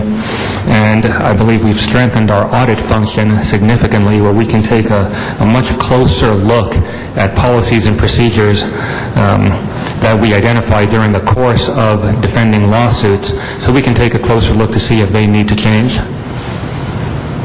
One of the things we found out, I think, earlier this year is that it appeared the Inspector General was out of the loop when it came to city attorneys' settlements or city attorneys' issues on cases. Has that been closed? Because from what I understand, the city attorney says material gets to the commission, but it appeared that Inspector General didn't get access to it. Well, I really can't respond to that. I do have to pass the buck. I do know that the city attorney copies the executive director of the police commission and the board of police commissioners on litigation matters, be they settlements, be they recommendations against settlement, or lawsuit judgments, verdicts. I mean, they get the copies of the confidential letters that you get as a member of the council. At that point, it's up to the commission as to whether or not they forward them on and give copies to the Inspector General. I can't speak for them. Okay. Could you do us a favor and find out if that loop has been closed, because we contacted them a while back and a number of the cases that we had interest in they were not familiar with. Will do. Okay. And then let me just ask, from the department's budget process, have you looked at, and I know there's a lot of things in the air as far as negotiation, but have you looked similar to what the fire department has done to come up with, if all else fails, here's the direction we're going in as it relates to positions and authorities and things of that nature? On the sworn side, we know that if we were to institute furloughs on the sworn side, it would be 30 furloughs per employee for the year. That represents, if it was evenly distributed, about 1,400 sworn employees out of not at work on any given day. We know that that would not be evenly distributed, but it's it's basically a 14% cut, which is what we took in that sworn salary account. On the civilian side, we have 500 people who are eligible to retire under the early retirement incentive program. If about 250 of those people took advantage of that early enough in the year, we would be able to close the gap on the civilian side. But again, the preference of the chief of police is to resolve these issues through furloughs and not layoffs. And there will be, reduction in their ability to respond. But I think that's what you're hearing across the board from all the city departments today. Mm-hmm. Now, have you given yourself a drop-dead date of when you have to get moving on a plan if none of these negotiations come to bear fruit at all? It's difficult for us. We have a number of different options that we have costed out, but there's so much. Any day, every pay period that goes by where there isn't a solution in front of us, we lose several millions of dollars. Mm-hmm. So it's a moving target. So it's difficult to look at that. But again, the preference of the chief of police is to close the gap through furloughs and not layoffs. Has there been any consideration similar to what the fire department, and not looking at furloughs, but looking at where they can basically reduce deployment at somewhat like a brownout throughout the city? Has that been any consideration? I don't think that's been considered. Francois Gradier, Personnel Division. I don't think that's been considered at this point, since the league is negotiating with the city. I think the chief wants to know exactly what's going to be happening with their contract, if there's going to be furloughs of sworn, if there's going to be layoffs of sworn, before he comes out with any official declaration as to how the sworn side of the house is going to handle that. All we'd asked you to do then is that, an understanding that it's now the first month of the fiscal year, and at some point you're going to hit a drop-dead date that if negotiations are not fruitful, you're still $100 and some odd million over your budget, and at some point something's going to have to happen, and the farther you get into the fiscal year, the more severe whatever you do is going to be a concern. So we would just ask, as we've just asked the CAO and the CLA, that in the next 2 weeks to come up with a plan, an operational plan, because again, this negotiation has been going on for quite a while, and if it doesn't come to any conclusion, somebody's got to pull the trigger at some time, or this 180 becomes 190, it becomes 200, and away we go. And so the one department that can capsize the city's budget is the police department. So we have to be sensitive to that. So we'd ask if you at least have your operational plans of what you may do, understanding they could be changed at any given time if something changes, a windfall appears, somebody agrees, all those things. But if not, we need to have some sense of what operationally you're at least considering. Okay? Thank you very much. The next department is the planning department.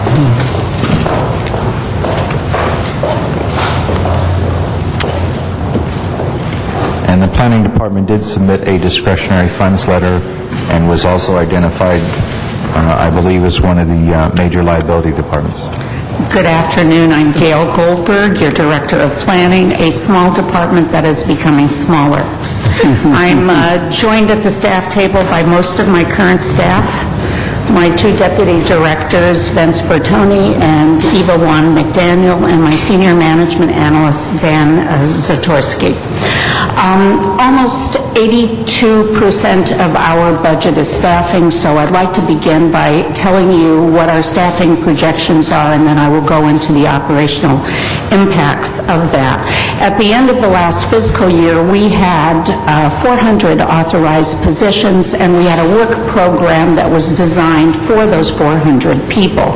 At that time, we had more than 100 vacancies, which I, at that point, still foolishly hoped that I would be able to fill. As a result of the current budget, 35 of those vacancies were permanently eliminated from our budget, and the 69 remaining vacancies were completely unfunded.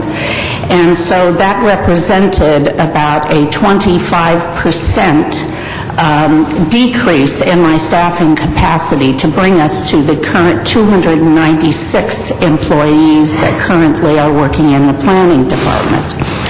Of those 296 employees, 244 of them are subject to the furlough, and they are currently on furlough, and that results in an equivalent of 24 full-time people leaving the planning department, so that would bring us to about 272 full-time equivalent positions. We're now down 30% from our anticipated work program. And I'm getting to the good part. The remaining unknown, of course, is the potential of the ERIP. Almost one-third of our department is eligible for the early retirement, and I made a very conservative estimate based on what I've heard here today. I estimated that only about 30% of those folks would actually take advantage. But if that's the case, it could reduce our staff to 242 people, which is 40% less than the work program was designed for. And that's the good news. That's the good news, because with those kinds of staffing reductions and that large component of furloughs, we would end up at the end of this year with a salary surplus of about $500,000. But of course there is the bad news, because we have yet to revise our work program to accommodate a 40% reduction in our staff. And it's important for you to know that our work program is divided generally into two large categories. There's case processing, where the majority of our staff work. And those are things like the division of land, the parcel maps, the subdivision maps, the zoning cases, the CUPs, the variances, implementing all of our HPOZs and our CDOs and all of those things, the specific plans, and also the major complex cases like the Westfield expansion of their shopping centers and the NBC Universal. So that is the majority of our work, and that is an area where we have little flexibility. To reduce our work program, we need to do one of three things. We either need to slow something down, we need to reduce it by code revision or streamlining, or we need to stop it. Case processing can slow down, but it cannot stop.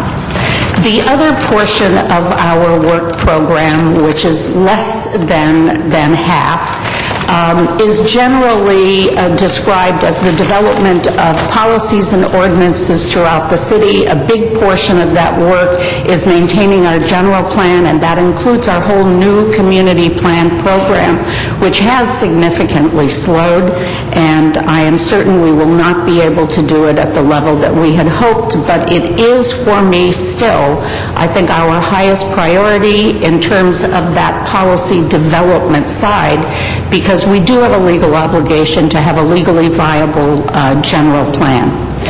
Another big portion of work in this category of work is citywide policy development, and things like the sign ordinance for the city or mixed income for the city involve an enormous amount of staff time in terms of dealing with the general public outreach that one has to do.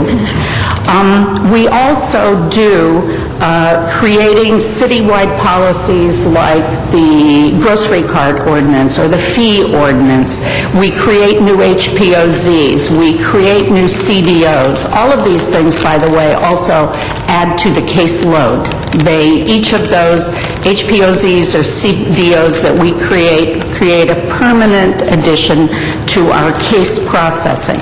We are also obligated, I believe, to continue working on regional coordination around climate change, around high-speed rail. We need to continue working with SCAG because decisions are being made that absolutely impact the land use decisions in this city. So, and that's not meant to be a really comprehensive list of all of our activities, but I wanted to give you a sense of that's the arena where we are going to need to find efficiencies, to reduce the workload, and some of the things are going to be slowed down. Until we know the results of the ERIP, I'm not going to be able to tell you exactly what it is that we will be able to do because we have sort of the added problem of being a department that is generally sort of talent or skill driven. We don't have access to planners from the rest of the city that we might be able to move into our department. So in many ways, the work program that I will have to bring to you will reflect the people that we have remaining on staff. But we will have a significant reduction in the work that we will be able to do in terms of this policy development arena. That generally is an overview of what we are faced with here in the department. It is beyond just reorganizing our work program. It will mean a major restructuring of the department.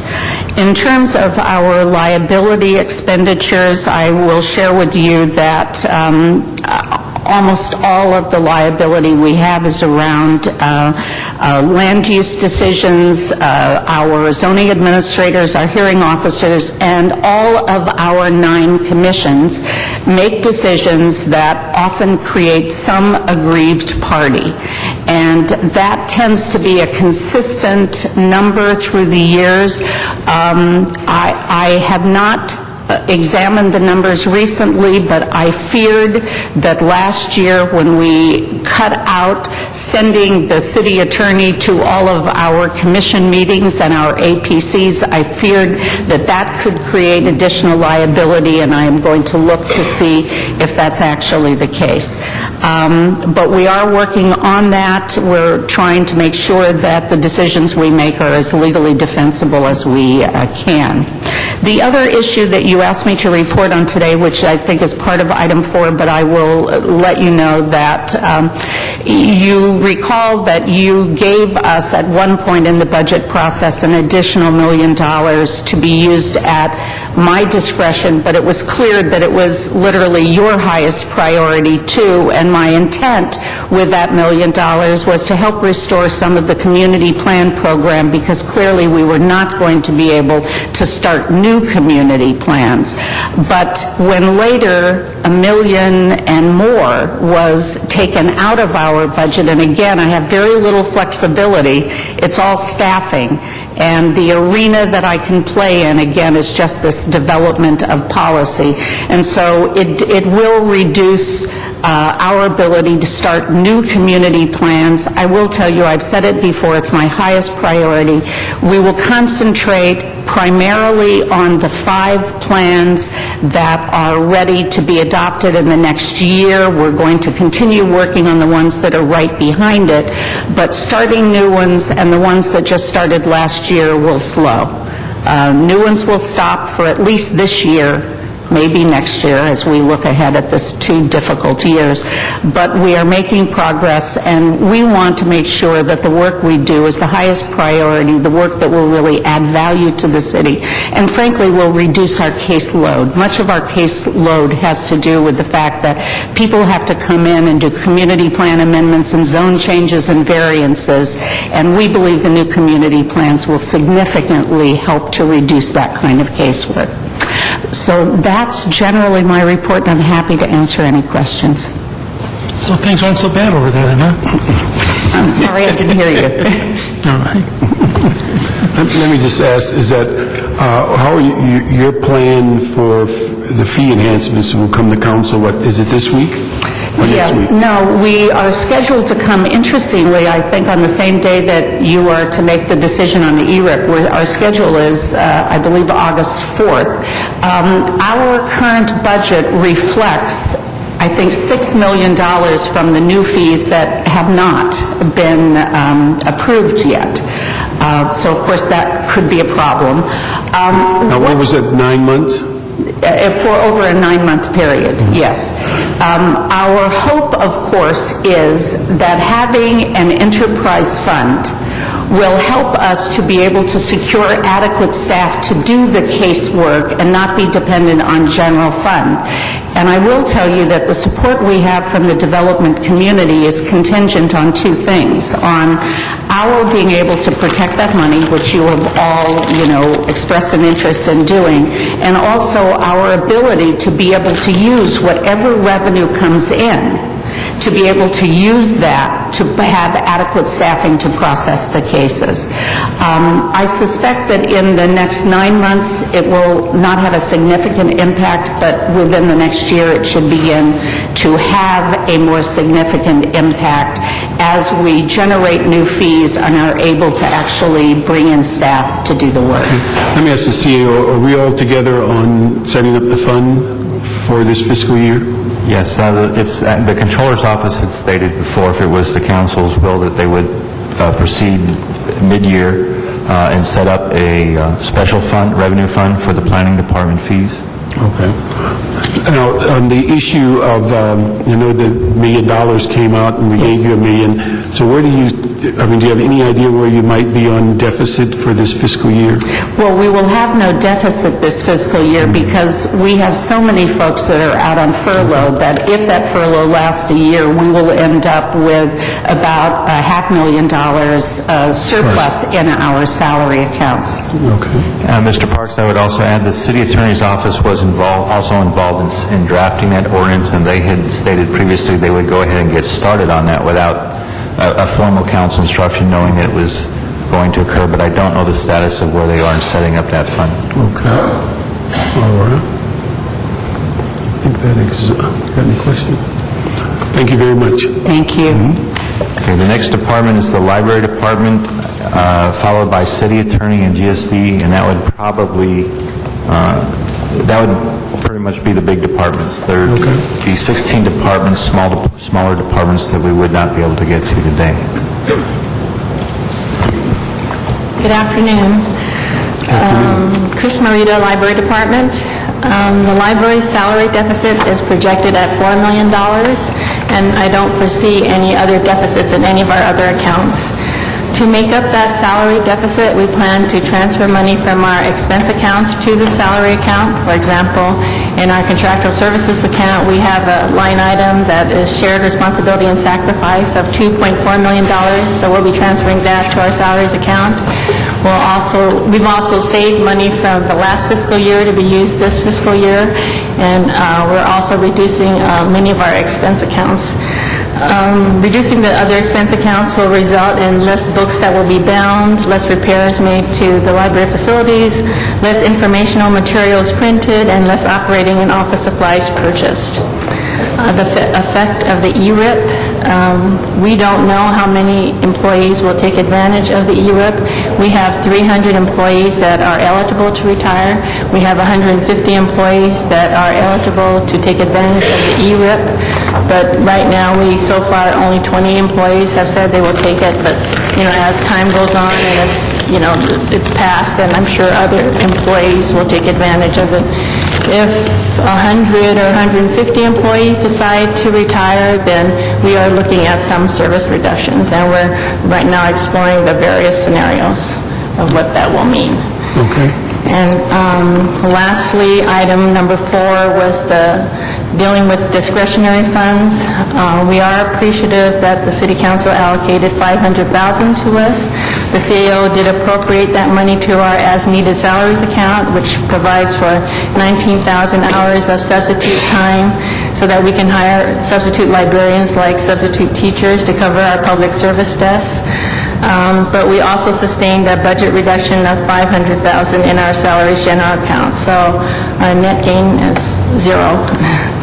But we are doing the best we can with the resources we have. The libraries are more busy than they ever have been, and we have a wonderful staff that is providing the best possible service. So, any questions? I was wondering, you mentioned on the sense of supplies and a variety of things that might diminish. Have we gotten to the point of reduction of hours or closures of days at libraries or any fashion of that to cut down on the We losses? are exploring that, and that would happen if the ERIP is so successful that a lot of our staff would take advantage of it.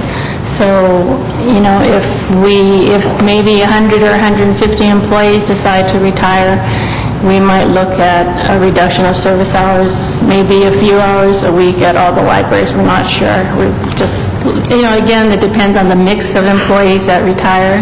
We have about 300 or 400 librarians, 700 clerical staff, so it really depends on the mix. So, but we're looking at that, and of course, we would let you know. Okay. Now, have you already set up a plan, or is that in the works, or? We're looking again at different scenarios. Of course, one of the things we're considering is maybe closing Sunday service hours, because that's only at 9 libraries, and that would have the least effect than something happening at all the libraries. But, again, we're just exploring. We haven't committed to anything. Okay. So you're just going through evaluation? Okay. Thank you. The next department would be the Office of the City Attorney.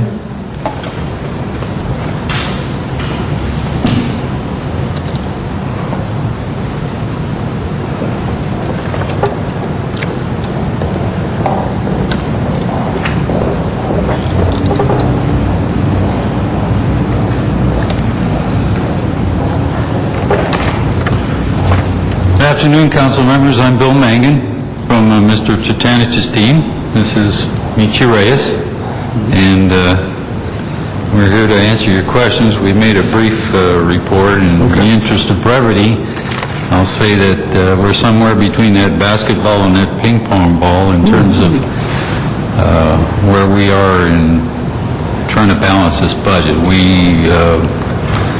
I could repeat many of the things that have been said here already today. We have taken a look at early retirement as to what impact it would have on our department. We've costed out the deferral of COLAs. We've looked at the furloughs for those employees that are presently being furloughed. And we've even taken a look ahead to see what would happen if we laid off our probationary staff. That's a considerable number of employees who are non-tenured. And even all of those things wouldn't meet our deficit. We would still have to probably get into, if it was allowed, furloughs for an expanded group of people and layoffs even further beyond probationers. So we would, within the AE&E group, we would probably have to do some layoffs in there. Our deficit as it stands right now is a little over $7 million. That's the number that we're working on, subsequent to the actions that have been agreed upon by employee groups. That's where we're at. Is that on the $7 million, is it broken down attorneys versus civilian support, or is it just overall? It's about 2 to 1, two on the attorney side to 1 support person. And this is your overall budget, not just salary account? Overall budget, yes, sir. Salaries in our general account budget, yes, sir. Okay, so... Now, we do have some plans to reduce our outside council expenditures on the general fund budget by about a third, and we're trying to work out a plan where we can reduce our litigation expense by 10%. And those two moves would be worth just under $2 million. Okay. And then on the, one of the things, and I don't know if you're in the room, we've basically have thrust upon you during the budget hearings to assist many departments in their own effort to reduce liability. Have you had an opportunity to look at any of those issues on the departments that have the top 10 in the city? Yes, sir. We have a pretty big meeting that we're going to have in 2 days on this topic. As you can imagine, it requires a lot of staff work to get ready for the meeting, so they've done a lot of calculating. We've got lots of charts in preparation, and we're going to have our own internal meeting in the city attorney's office in a couple of days. Provided that material has been developed as an acceptable prediction of costs, we're going to release that. CAO will get it, and others that need it. And then from there, to begin advising the concerned departments, particularly the ones that are the highest liability risk, as to, how we can mitigate these in the future. On the sense of one of the things, and this is well before you've come on board, one of the things that we've dealt with this, your department in the past is that there is a tendency to get involved with grant programs, and long after the life of the grant, to absorb the positions and continue the program. And those are often dollars in sub-authorities and other positions, but they're also positions that cause routinely the budget to go over.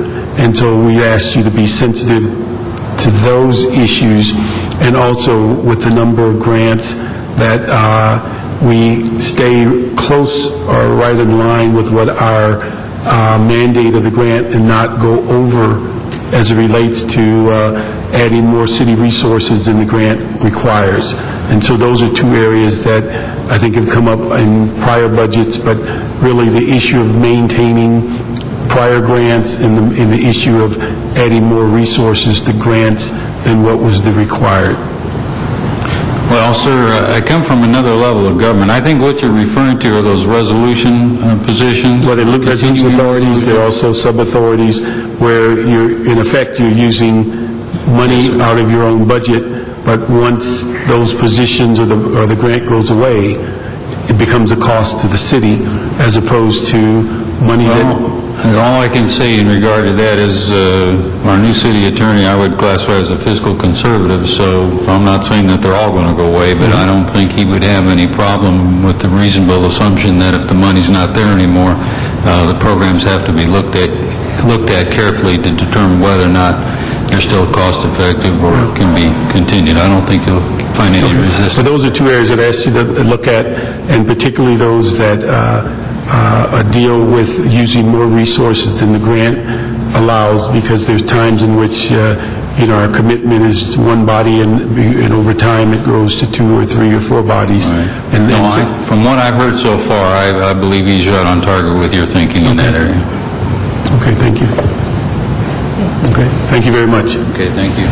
The next department is General Services Department.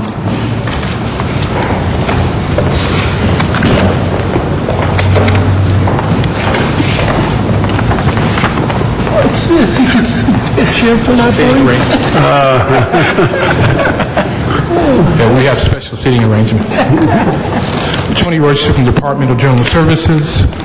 Our projected year-end salary deficit based on this exercise is projected to be about $4.4 million. The reduction is primarily due to the shared responsibility, sacrifice, uncertain revenue, and salary savings budget items. GSD budget balancing plan includes a combination of projected early retirement incentive program savings and layoffs of approximately from EAA employees. But we're looking at it maybe based on this scenario that we would have to between retirement, early retirement, and layoffs, about 322 positions based on if the retirements happen in happened in September and the layoffs occurred in November. Also, you have an overall deficit, probably about 17.2 million. About 1.8 million is comprised of GSD unfunded salary obligations, such as SHU and 2 allowances, excess sick leave, time payoff, and everything together is about 17.2. And also, another concern we have is that we have about $10 million in the UB that are set aside for new facilities, and if we don't receive that money in the budget, it's going to cause some difficulty in opening the new jail and also opening up the PAB. And basically, that's the information that we have. And if you look at our liability, we're about $450,000. And if you look at overall, based on especially the large departments, that's very, very low. Our Director of Personnel is here. He can give more details about the different things that we're doing to address our liability in our department. What is your primary liability? Excuse me? Our primary liability is IOD. Okay. And second after that is, I think, vehicle accidents. Okay. What are you doing on the traffic collision or accident issues? I'm sorry, traffic. What programs or what are you doing to impact the traffic collision within your department? Currently, one of the budget requests that we've made and were granted was the establishment of use of the Smith system of high-performance driving. We will be fielding 6 trainers for that program. What is it, a simulator? No, actually, it's an on-the-road. It's a combination of classroom and on-the-road training, which provides a method for defensive driving very similar to the type that actually I learned when I was in high school. It's heavily involved with keeping your awareness in traffic, and similar, we believe, will assist our drivers avoid vehicle accidents going forward. We have had a pilot program in our mail and messenger operation, which has been very successful. Let me just ask also on, you're talking about some of the issues in your budget. What kind of success have we had over the last few years on dealing with our leasing budget and a variety of things that we've talked about over the last several years? We've had a number of reductions. Just currently, I think in March, you had recreation parks that moved from a lease facility at Garland over to the Figueroa Plaza, and also the Department of Disability moved over. And just based on that recent move was $1.5 million we're saving. So we're saving a tremendous amount of money based on moving from lease facilities to city-owned facilities. Okay. And then on the sense of the merger of all of the law enforcement, is that proven to be productive, and is that an issue of additional liability? When you're dealing with law enforcement, it's always liability. Mm-hmm. But I think overall, operational-wise, it's going very well. Okay. Thank you very much. Mr. Parks, I believe all the other smaller departments have left, but that we did not get to 16 small departments. Well, we can continue that to next Monday. Okay. So we can go through this, because I think it'd be important that we get through all of these so that the CAO-CLA can prepare their report within the 2 weeks that we ask, so that they see and hear. So we won't be moving anything forward. We'll just basically continue those departments to next Monday. Okay. Okay? So we have no cards, and so we will adjourn to our next regular meeting.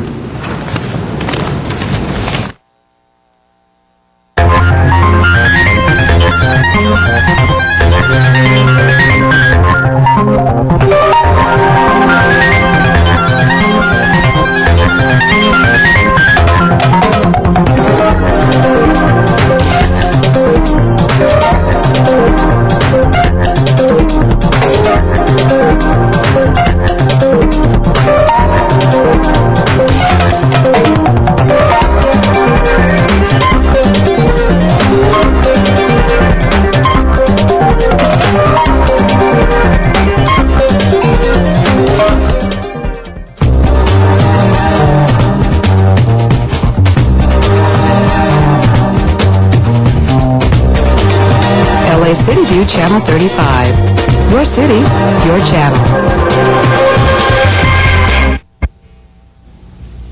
We now join our scheduled program in progress. Just a moment, please. Now it's bedtime, but not for everyone.